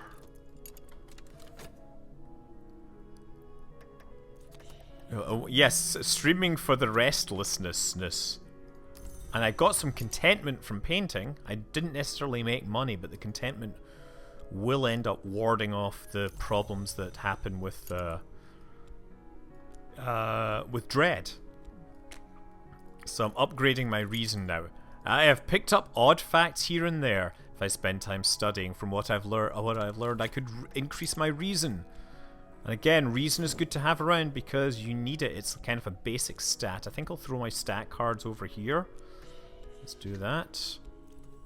There, so they wanted someone passionate to convince them of the magic of things. I keep getting restlessness. This is dangerous because the restlessness will turn into... it'll turn into stuff. No passion, and that restlessness needs to be ditched before then. Okay, what can I dream on? I can dream on health. Might as well. You've got to be doing something in all of these things. Exploration. Oh, someone, look. I can hire a locksmith who's an expert. The knock permits no seal and no isolation. It thrusts us gleefully out of the safety of ignorance. Knock is very important. But I don't actually need someone. Hanger on. Hoping that I find somebody here. We're doing fine. I'm not wanting to buy any more books just yet. So exploring with health, there is one other location I might discover. And I can discover it myself. Uh-oh, we have now, because of the mystique surrounding us, Zachary Wakefield, a melancholy but remorseless inspector of police. He has recently been seconded to the Suppression Bureau. So he will now be hunting me. And I have the scholarship skill. Yay, and I have 2 reason, which is going to be really helpful. Okay, so now that I've got my basic verbs here, I can really start to focus on the rest of the game. So if I end up with spare glimmering and stuff, it's good because it means I can get through it. The problem is that you need 4 glimmering or whatever to basically get to the next level, and they decay after 3 minutes, and it takes 1 minute to get it, so you need to get it from multiple sources. I found Morland's bookshop.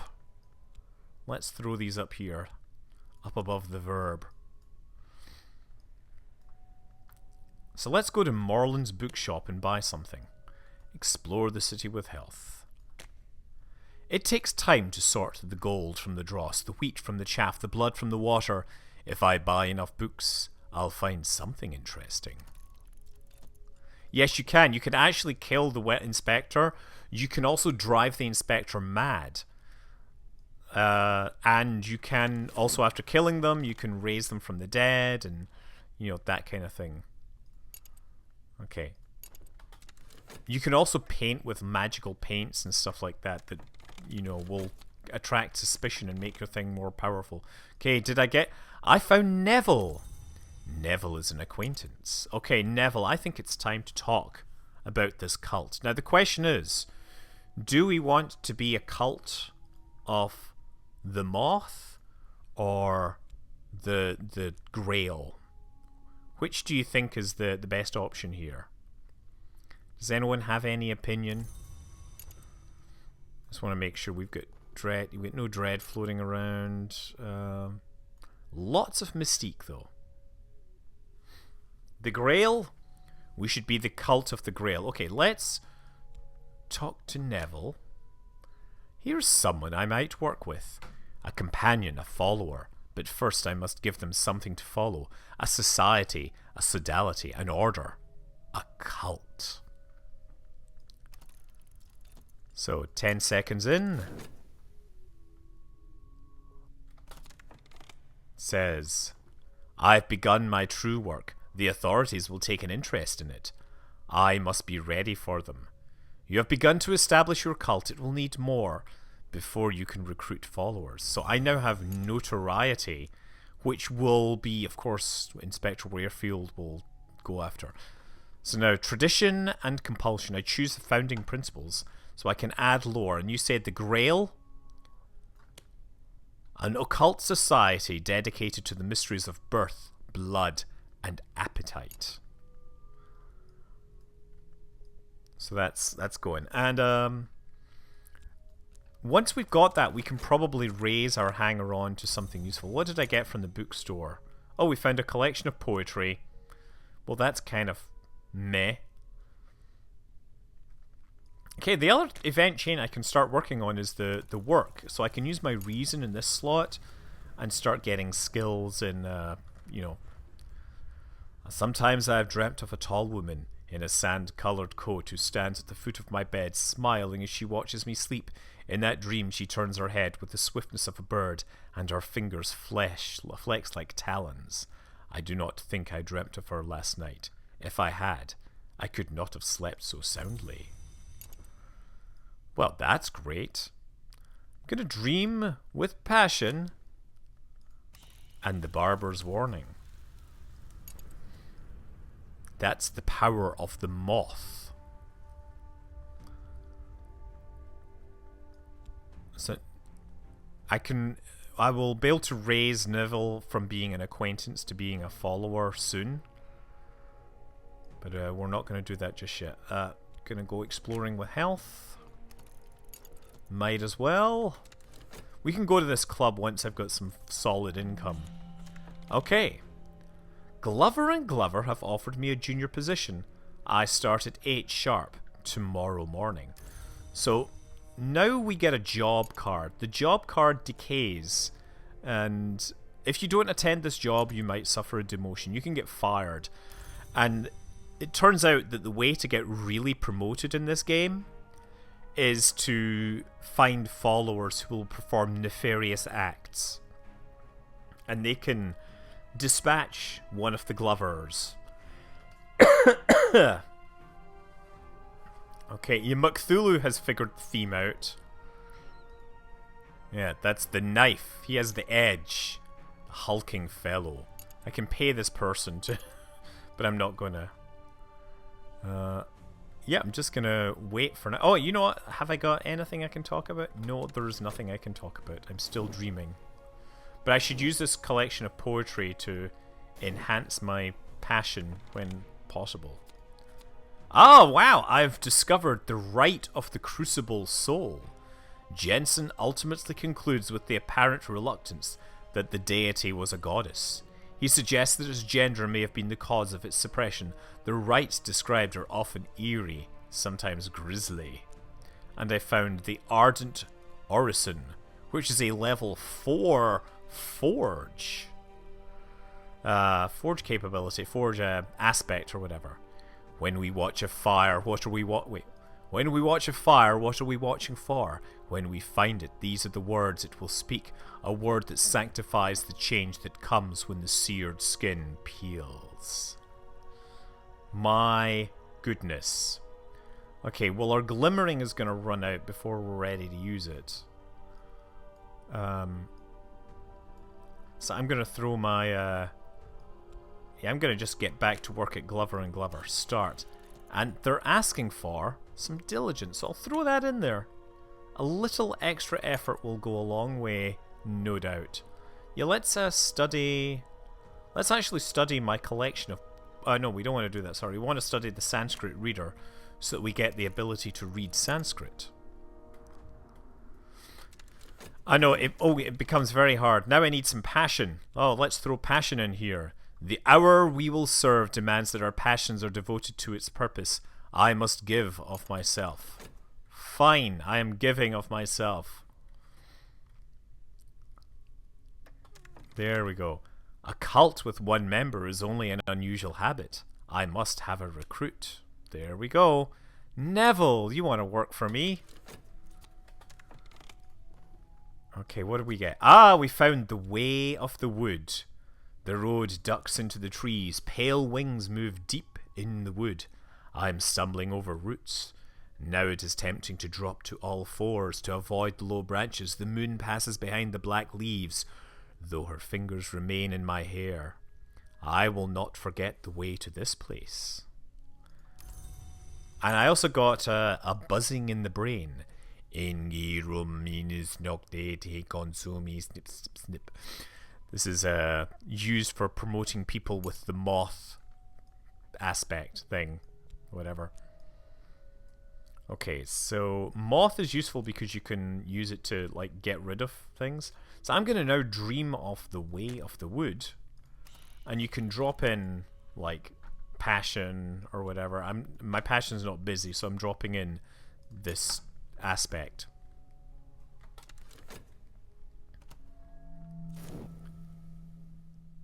Oh, that's true. The barber sounds. That makes sense. Okay.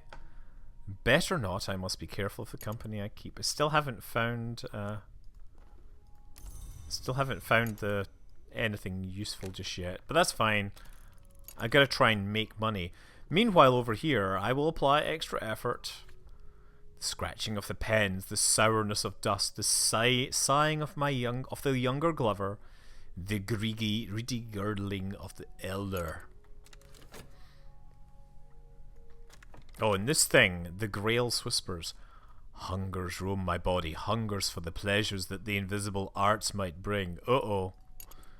That doesn't sound so good.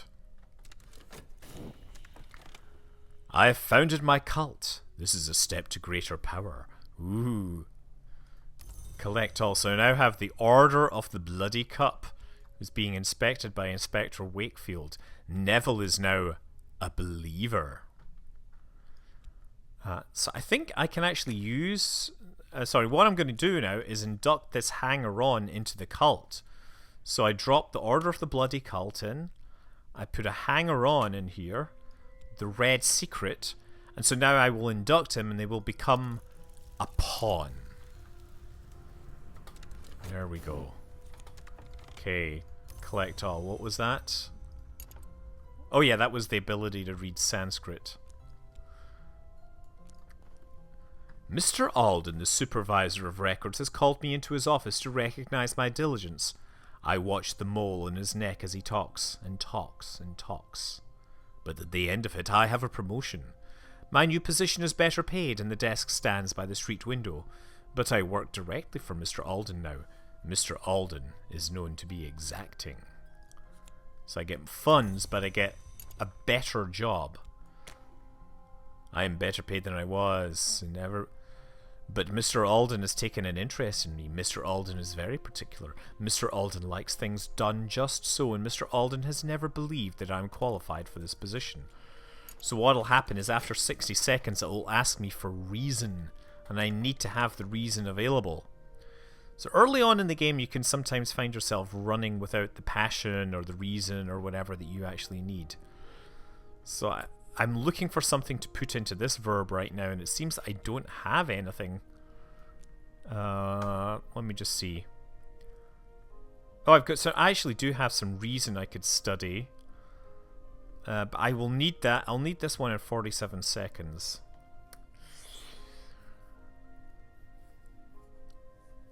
Should I study? Yeah, I'm gonna study the reason right now, and then we'll come back to this. Because we'll have that reason in time. In due time, I shall have it. Yes, we will deal with Mr. Alden soon enough. Uh-oh, I have some restlessness. That can be a problem. I could achieve the experience of intensity, if you could imagine. So this will allow me to win a sensation victory. What is this person offering? Oh, that is someone with the moth. This is actually someone that I could use to deal... I think I can use this person to deal with Mr. Alden. I'm gonna try that. I'm gonna buy their loyalty and then send them after Mr. Alden. And what's the worst that could happen? I could have a story. But I do now have a pawn. Well, isn't that something?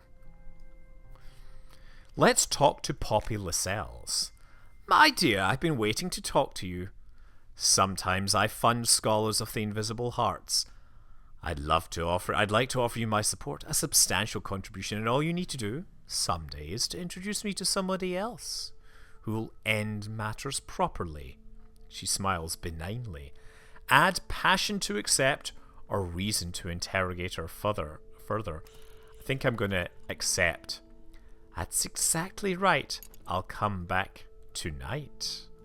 What do you think she means by end things properly, huh?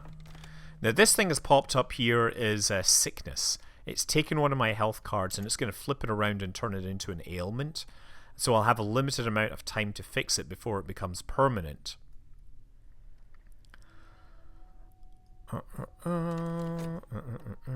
Okay. So I have vitality. That's good because I can fix this. I'm going to keep that vitality around and combine it with the sickness when the time has come. I'm going to... Do I have passion? 3.7 seconds. Yeah, in 3.7 seconds I shall dream of the way of the wood.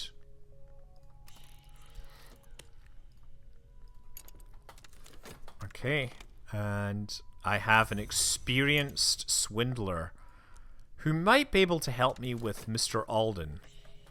Okay, so now I have 30 seconds. I do not believe you have properly understood the importance of our work here. The work is complete when I've assessed the work is complete and not before. I trust we understand each other. Why, yes, Mr. Alden, sir. Why, of course, sir.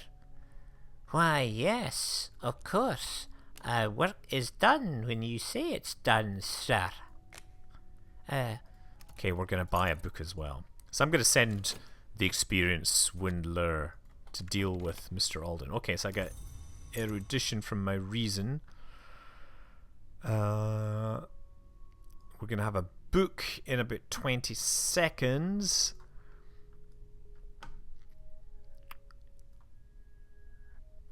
Yeah, I guess I'm just going to wait for that book to come out and then I'll study it, whatever it is.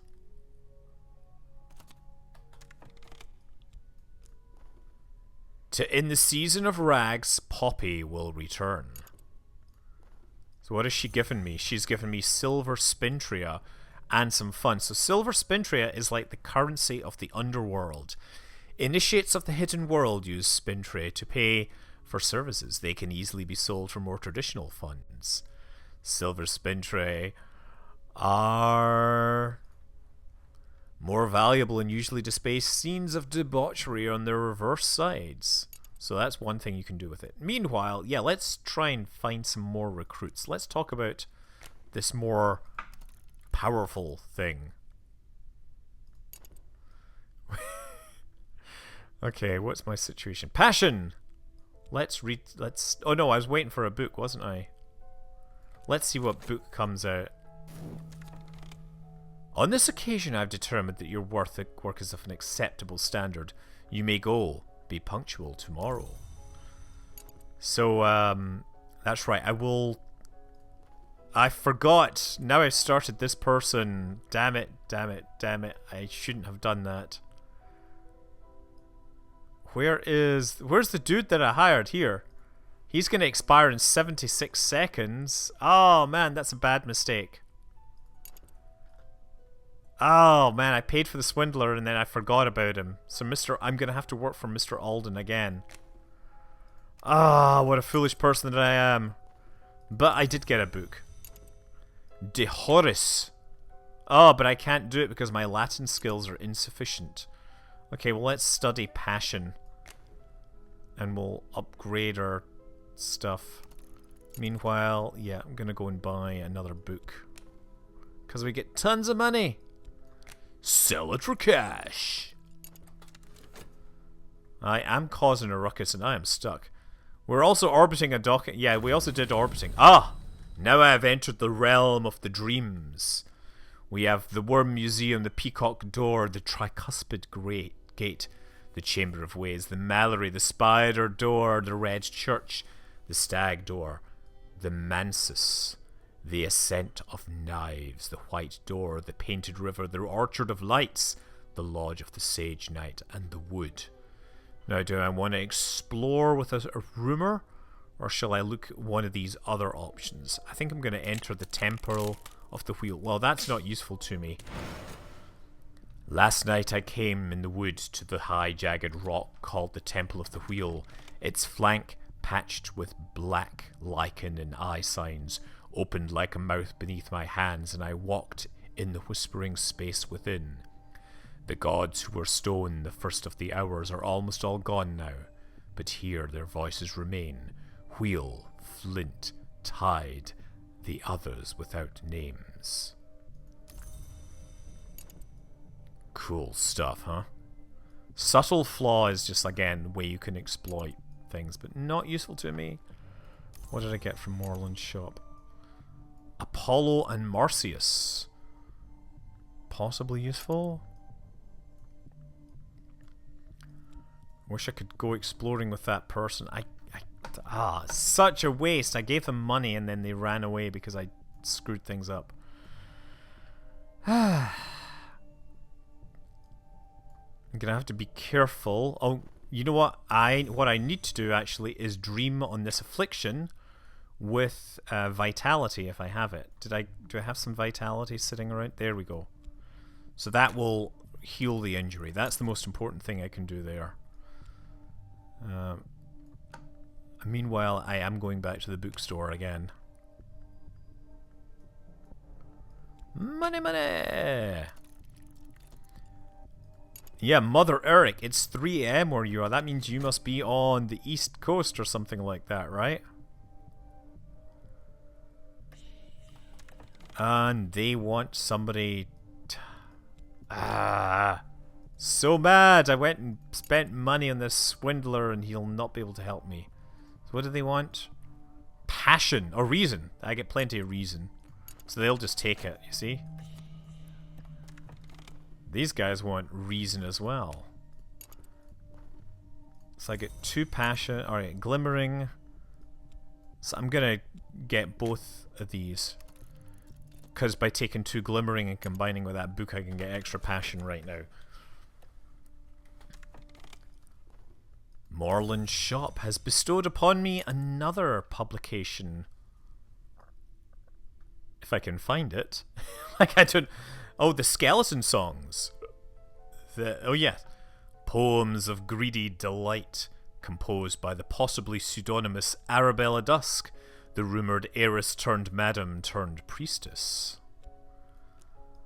Well, that's fascinating. Mr. Morland, do you have anything? Actually, it's Mrs. Morland, I think.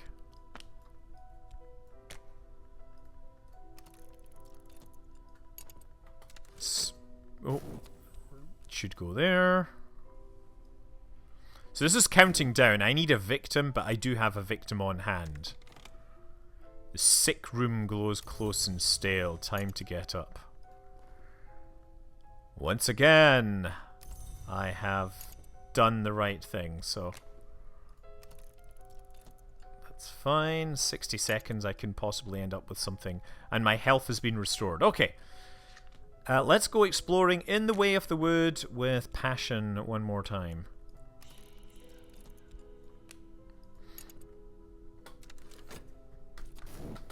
And Morland's shop has bestowed another book upon me. So, I don't know where it is though. So I can now actually ask my pawn to go exploring incidentally, and they will find locations. You can also send them off to do things like try and kidnap people and other stuff. Uh-oh. Restlessness, which will turn into dread, which will not do me good. This dread is about to expire, thankfully. Okay, what do we... Uh-oh! This is going to look for my fascination. So, I've now found Count Jannings, who I think is... Count Gottlob Jannings represents a continental fraternity of physicians and duelists. He could use your assistance. I could have used the assistance of that individual that was gonna... Yeah. Well, I'll just figure out what you want.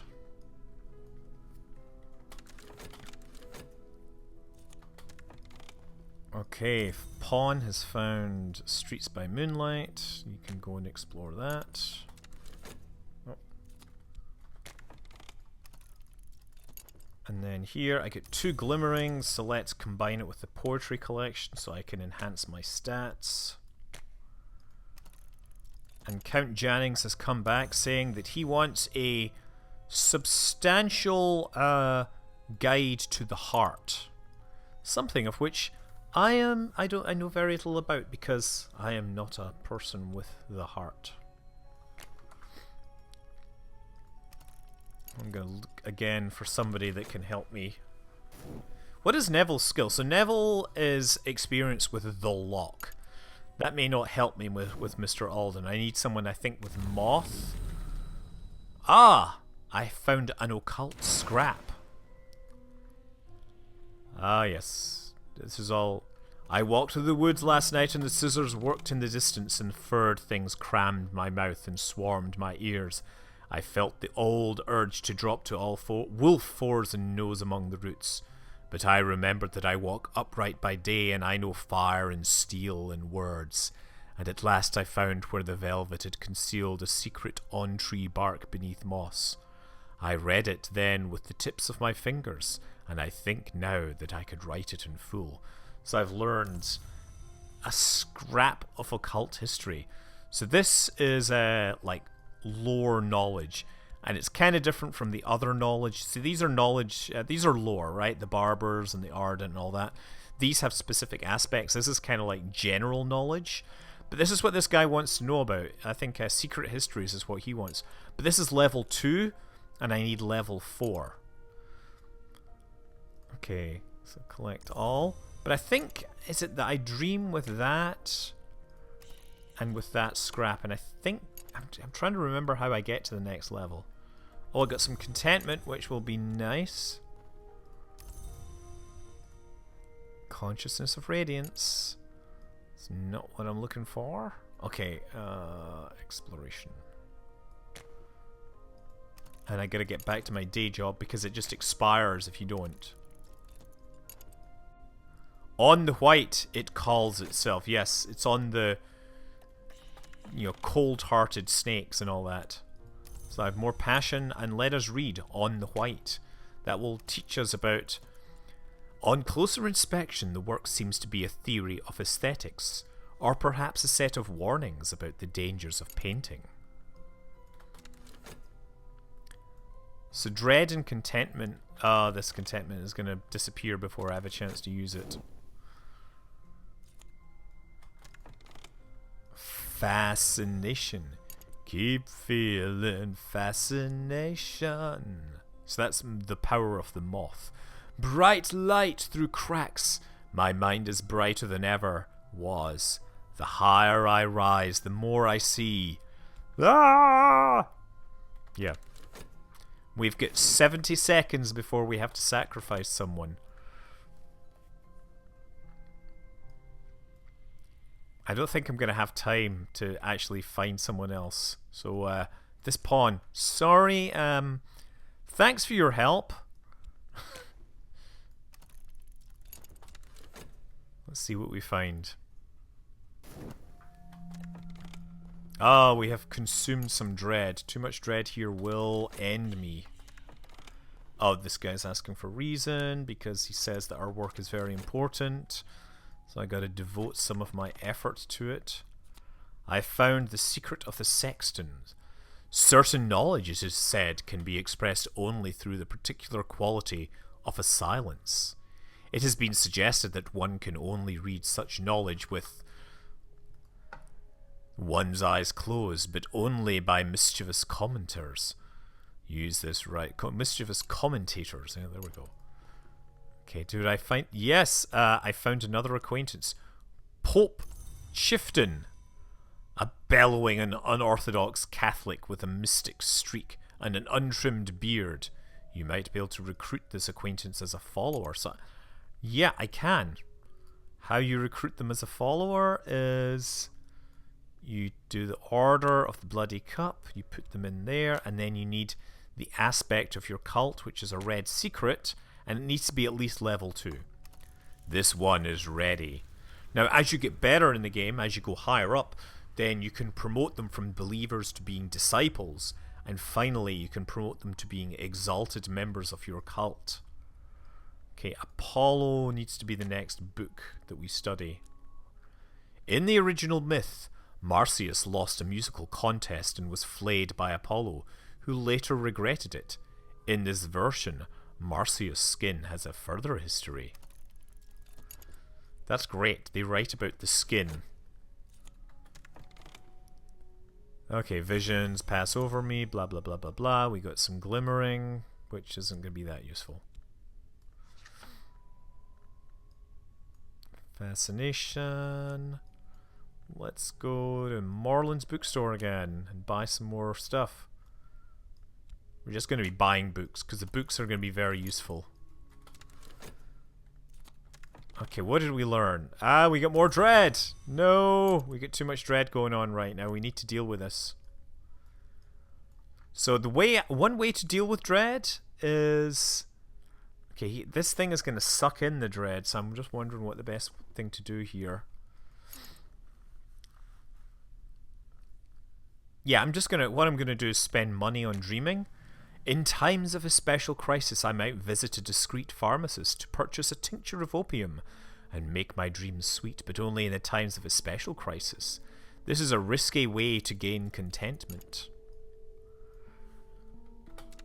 So contentment counteracts dread, and we have the dread countdown active right now, so I have to be careful. Hopefully that won't cause any trouble. What do we get? So now he is a believer. Yay. Cult. Now what's his skill? His skill is Lantern. Not that useful yet, but we will find more people.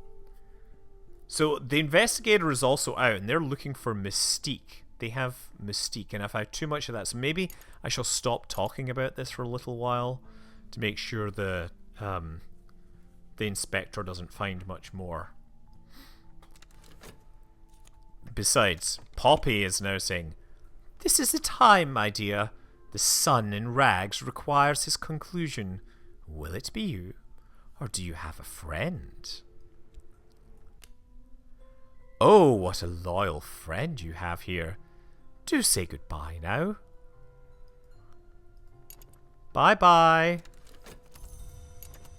Oh, we get a power of Grail coming in. Is there something to be learned from the satisfaction of desire?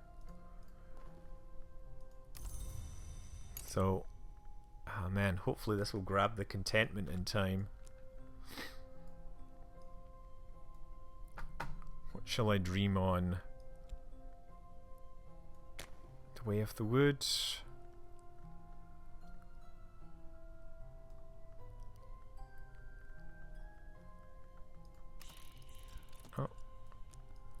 And an ardent... did I do that? I think I did that already. I've read the Red Secret, Barber's Warning. Let's dream on that.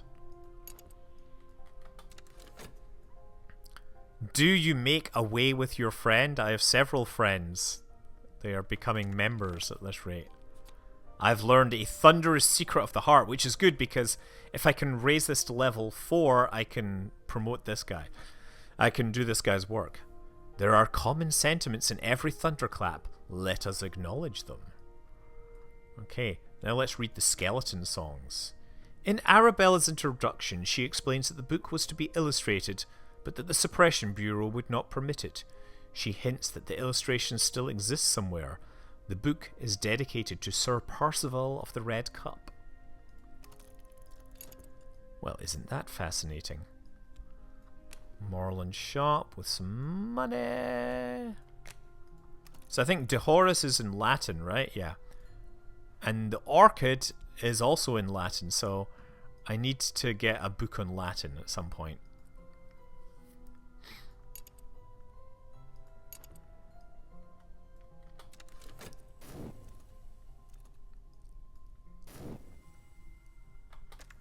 And I got glimmering instead of anything useful. Great. That's not what I was really looking for. Okay, so these guys are looking for reason. I do need to get somebody to commit things for me. A collection of poetry, huh? That's great. I'll be able to combine that with these two glimmering. And make myself better as soon as this finishes. That's kind of nice because it gives me plenty of passion to play with.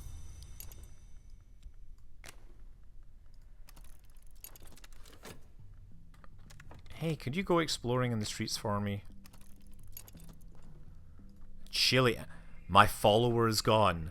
I remain. Poppy Lascelles is seen here and there. She may have more to say to me.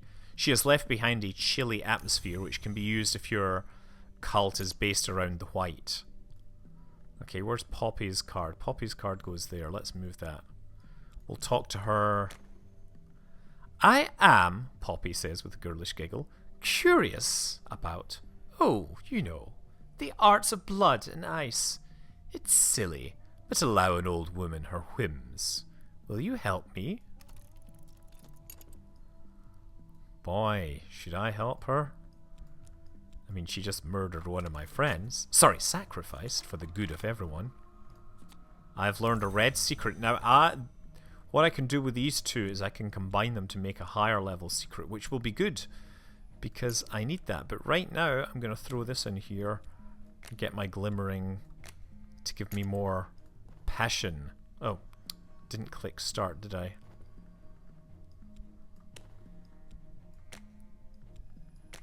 I can see that chat is really slowed down. This is clearly not the kind of things you guys are interested in.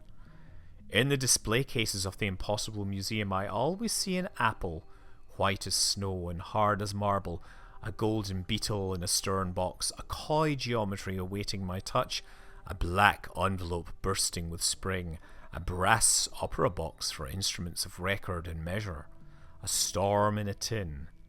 I always wake before I see the aisle's end.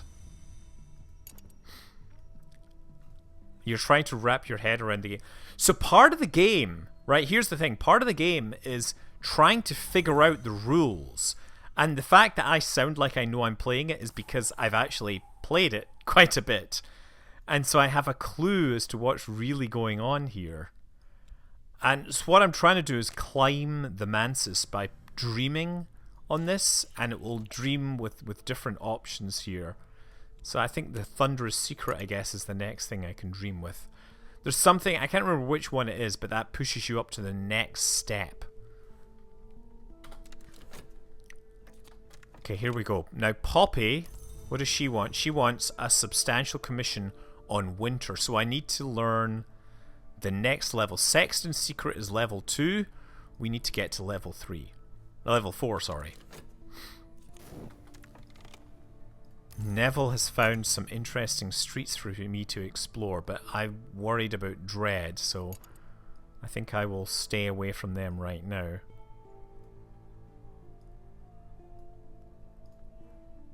This is Temptations, okay.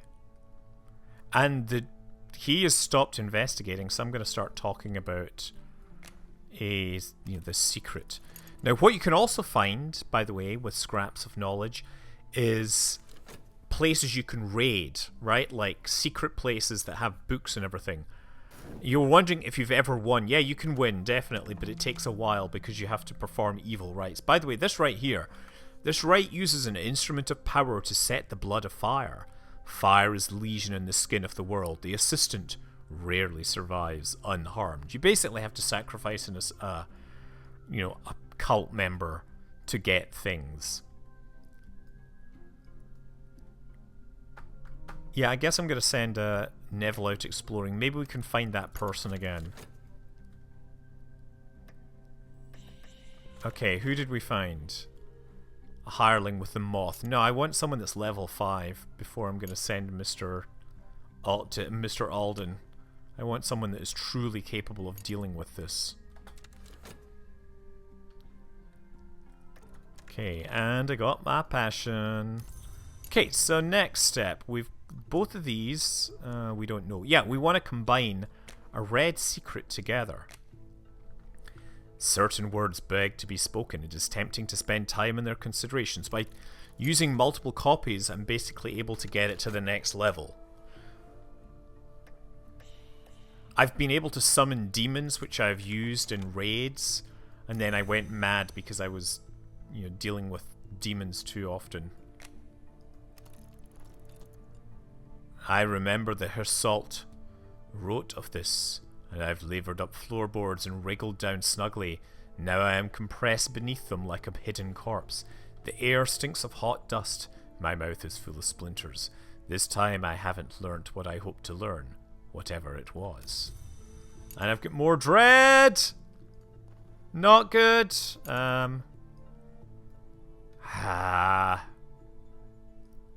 More funds for opium. My mouth is full of splinters. What this guy do? A fleeting memory and consciousness of radiance. Not that useful. Neville has not found me anything. Oh, found some contentment. That's good. Yeah, you're going to go up there, right? You're going to get sucked in and offset that. Let's go to Morland's shop for more books. And let's dream with passion once more. Passion will take me to the correct place. Oh, this will give me some vitality, I guess. Now, I could be pushing my health up probably a little more, but I don't think it's really... I've got 5 health. I'm, like, super healthy. I found Valency. She's an acquaintance. She's not particularly attractive. Valciane has operated her establishment for almost 20 years. She has never employed an assistant. Her hands are terribly strong. I'm guessing she has the skills of the forge.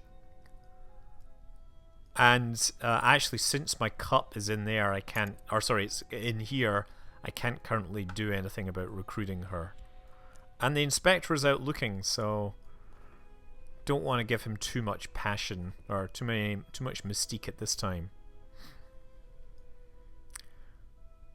So yeah, let's just wait then. For things to propagate. Got some more money. I got some vitality. You can go in there and start. He's continuing. What was the book that I got? This? Oh, An Introduction to Histories. The 17th century mystic and antiquarian Claude Hersault describes divergent incidents in 5 major histories. Yeah, let's go back to Morland's again. More money. Don't chew on trees. Yeah, you don't want to do that for sure. I think this introduction will just give me this scrap, but again, I can try combining them and maybe help this guy solve his problem. Okay, we're cancelling out the dread here. Okay, let's see what we get. A buzzing in the brain, not useful to me. Let's go to the well. Oh, vitality. Again, not that useful, oddly enough, because I've already got plenty of it. The well in the wood is sacred to the Grail, the hour that hungers into the velvet, the hour that guards secrets. Tonight as I approach, it heaved with the velvet's moss, struggling waves of deep and vibrant green pushing against and again from its throat. It surged around my calves, rose to my thighs, and again this morning I still feel the velvet's breath, strong within me. Yeah, vitality could be useful, but probably not. Oh, what's this looking for? It's looking for erudition. Let's go to the Exodus Club. Sometimes I get that by spending money there. A collection of essays I can use to upgrade my reason, which will be nice. We'll see what happens. The backdrops for tonight's performance are painted with Piranesi's drawings of vast, impossible subterranean prisons. The dancers are monster masked, sudden as fire, each movement snapping with wicked intent. This is basically a nightclub. The entrance is lost beneath soft drapes of crimson, cinnabar, and incarnadine. Above the door, the club motto, Ingirum imus noct ete et consumimur igni. It has been rendered as, into night's circle we fly, until the fire enjoys us.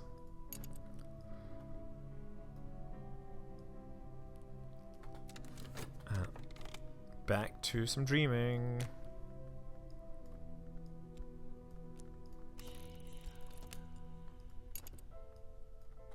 I'm just wondering if I should dream for more passion. What, no scarlet and carmine?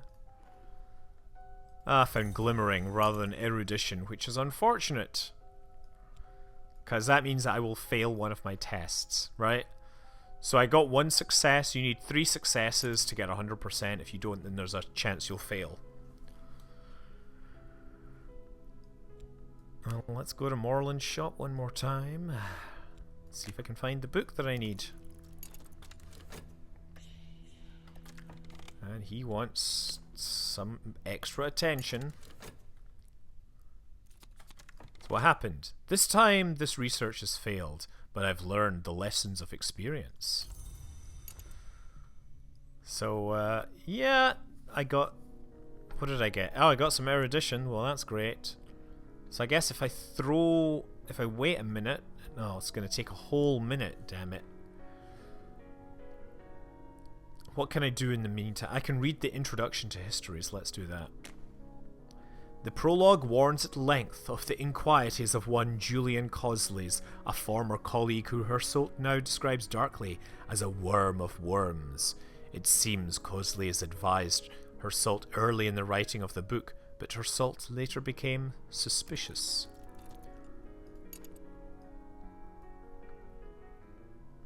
Let's talk about this thunderous secret.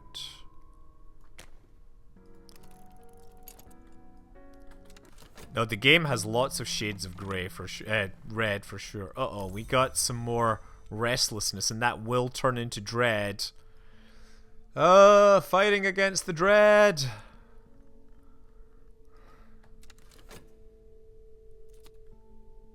So it's going to flip. So he gives me funds, that's good.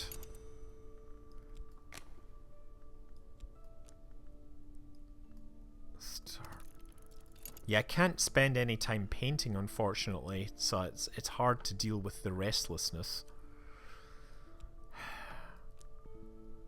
What can I do for searching? Morland's shop again. Oh! On what is contained by silver? Written in Greek, unfortunately.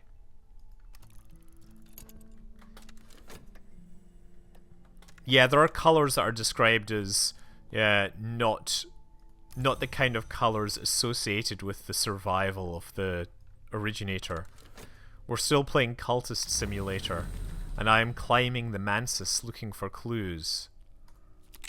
A furtive truth. Now that's actually the next step up, right?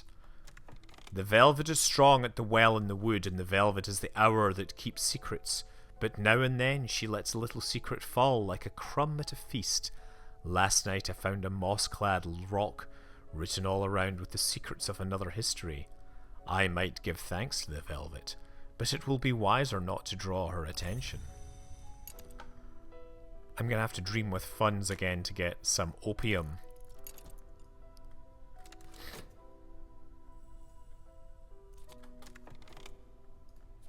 Oh yeah, found Sanskrit's reader. Well, that's totally useless. I already know Sanskrit. So I can actually go to the auction house and sell the Sanskrit book for cash.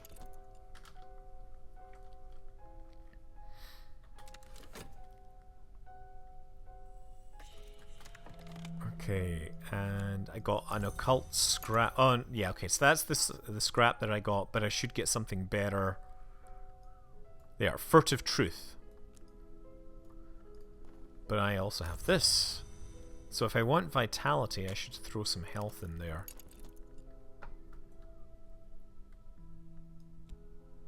Oh, yeah, no, I shouldn't have done that. Oh, never mind.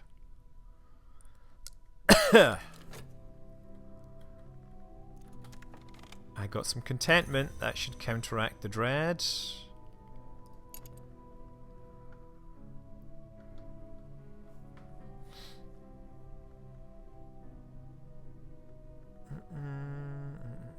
Yeah, let's do the Way of the Wood with and the Furtive Truth.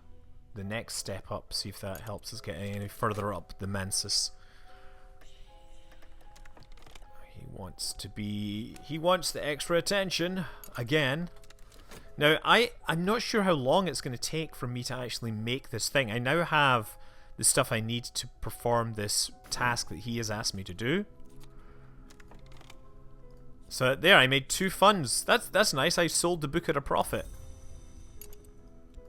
Morland's shop may be garbage sometimes, but made money off it. Okay, you got that, and you're going back in there for now.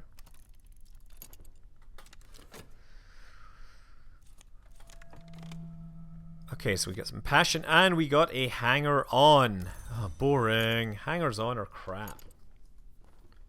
We got some vitality.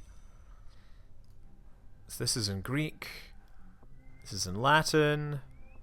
This is in Latin. A collection of essays needs erudition, and I don't have the spare reason to work on it. So I guess I can go back in and try and combine these one more time. Bump them up to the next level.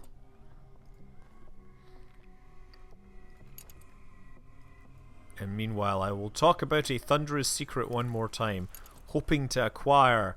Would you consider playing Eve again? I don't know. It's kind of not that I don't like Eve, but it's just I think I've been too long out of it. Oh, I found the Victory of Crowns.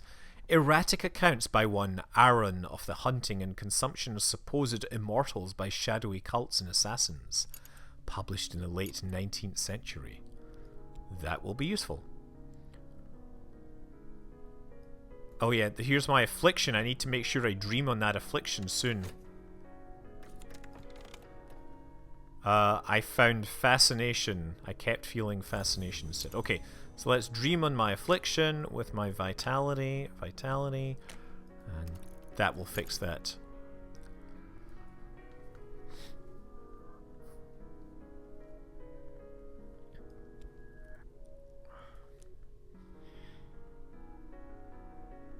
I really need to find the person that can do the dirty work for me to get rid of Mr. Alden. Because he's going to be like a problem for me for a long time. It's not what I need. Neville, go back and look for somebody that can work for me. Reason. So I'm just like on this treadmill, you'll notice that I just have to keep throwing stuff in there.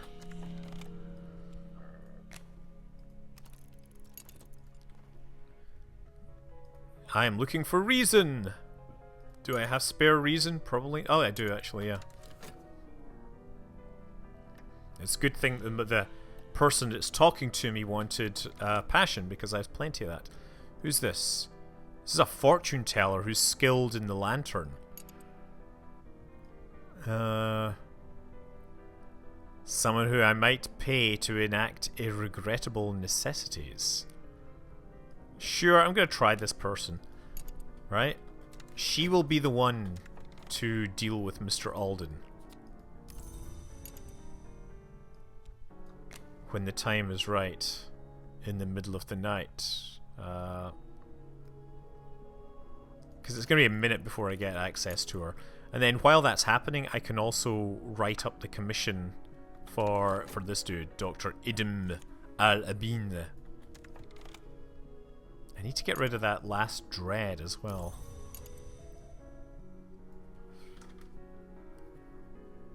Or maybe it'll time out eventually. This is funny because my ceramics teacher was Mr. Alden, and I too wanted to kill... I don't want to kill him necessarily, I just want to, you know, drive him mad. There is a difference, you know.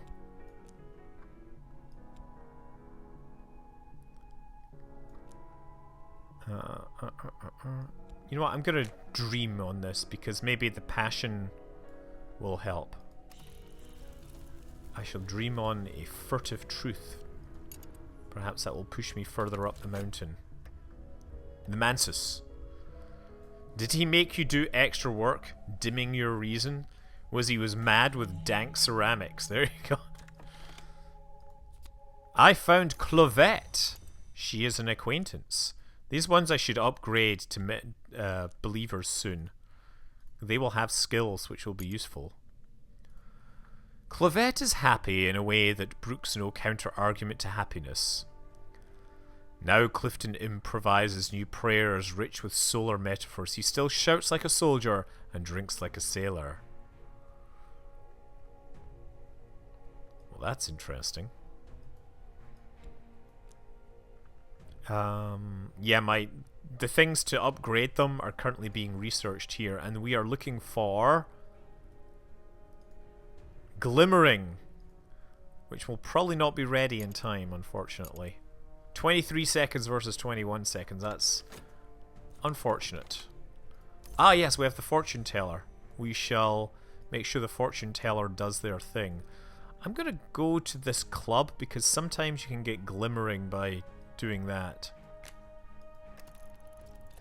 The drinks, the songs, the light, the arching walls, the smoke blue haze, the press and the sway of flesh. 15 seconds.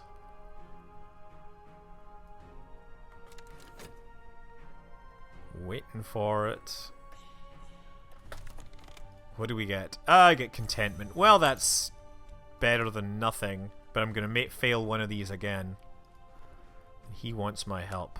I do not believe you understand the importance of what we're doing here. I don't give a crap about what we're doing here. I want money to buy my books. Once again, Red Secrets failed me.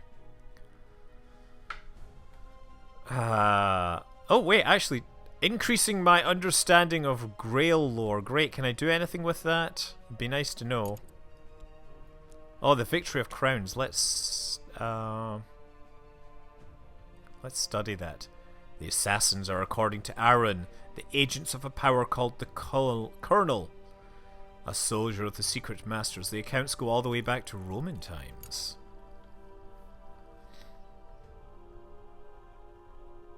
Let me get another book. Just trying to keep my cash and everything balanced. But I'll eventually clean out these stores. Wow, it's like almost 1 AM and it's 20 past. Yeah, wow, 22:01. Should probably stop doing this. Yes, at least I've stopped myself from going depressed.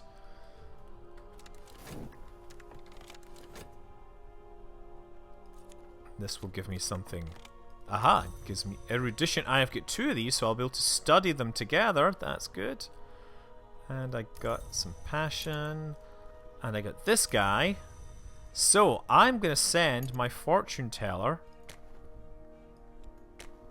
start to deal with Mr. Alden. I want this in, but my minion's abilities are limited. This might well fail and it will draw attention. That's okay. Now, while they're doing that, I do have the Furtive Truth, which is a level 4, and this guy wants a level 4 thing. So if I drag this into the workspace, give him the Furtive Truth, and oh, I don't have any reason that's ready to go.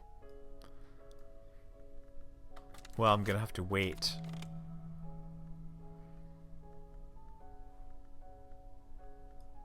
Let's just throw that back in there.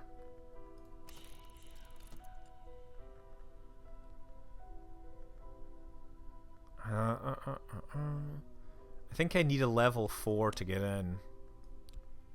But I can just dream on passion right now. Okay, got a new book on the War of the Roads, which is basically more secret histories.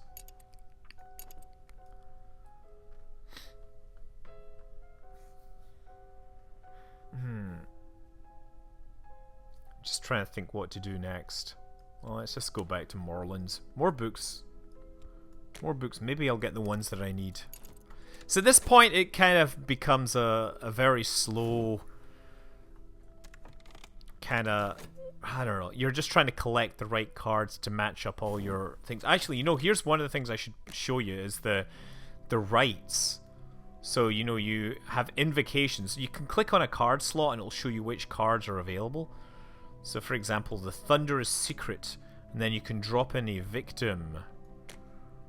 And you can drop in investments and all that. But I'm not going to do that because I don't want to lose any of my people just yet. What I'm really waiting for is my reason to come back online. Thank you. So, where is it? Substantial work on history. You're going to get my reason, and you're going to get a furtive truth. I need the right lore. Oh. Wait a second. I thought... Oh, furtive truth. Thank you. I was wondering what happened there. Oh, I've also picked up a knife's secret. When our ancestors forged swords, taught the art of martial movement, spoke curses on the eve of battle, all these things shared certain patterns.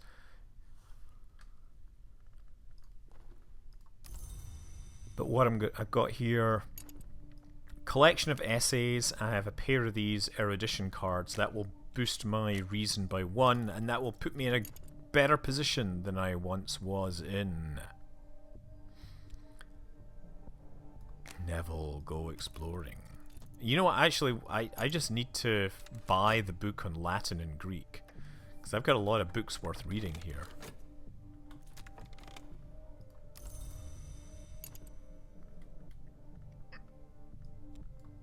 So, the auction house gives you a chance to, you know, vote or buy things, but it can be more expensive, whereas the bookstore is always guaranteed to give you something.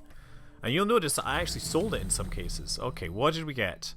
An occult scrap, which I can actually use to find places to explore. I think I'm going to take that. Because I can go exploring with it at some point.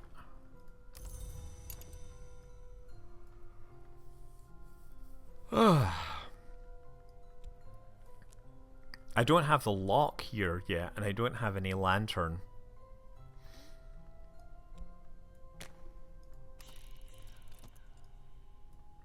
Dream with some passion.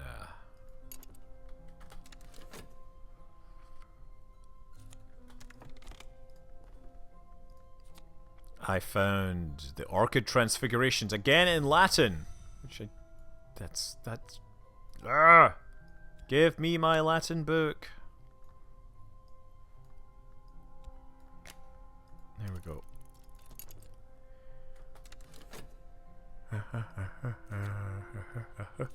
Okay.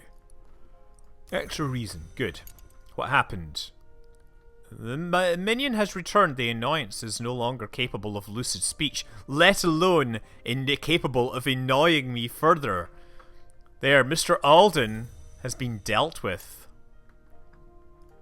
And I also have my my work done, so I can talk to him with the commission and the work, and he will give me stuff in response. And I have driven this person mad. So what happens? The office crackles with the news of Alden's unexpected absence. A scrawny, nervous fellow from the 4th floor has been appointed supervisor of records. Temporary. Unlike Alden, he does not interfere with my work. Okay, and by the end, okay, this is the Savage's Humors of a Gentleman. Sorry, I should read this book. Samuel Savage's satirical comedy on the intrigues of the ailing but cunning John Somme, his mistress Mavelyn, her lover Leo, and the upstart Corvino. By the end of the first act, Mavelyn has revealed a secret door in the walls of the house of Leo, and Corvino has taken to consuming worms. It's all in a day's work of a cultist. So I got money, the space, you know, the weird money, the spin trier. Mystique and erudition. So that's great. But I think actually I am actually gonna have to pause this. I'm going to have to pause this because tortured and tongue removed to throw into the outskirts cannot speak. What? What did I get? Oh, collection of essays. Well, I guess I'm going to need to do more of that. I just want to see what happens at the end of this. He does not interfere with my work. Again, we are still slowly trying to climb this. None of these are what we need.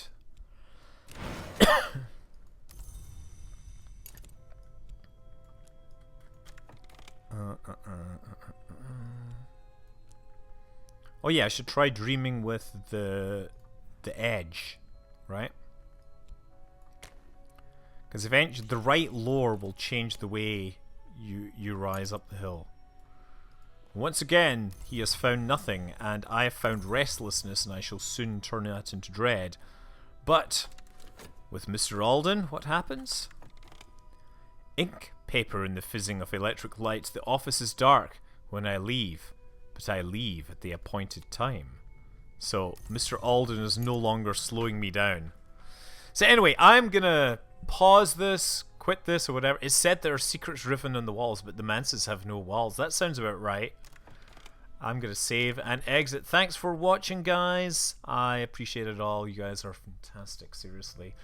God, I'm really tired. Anyway, have a good one. Fly safe.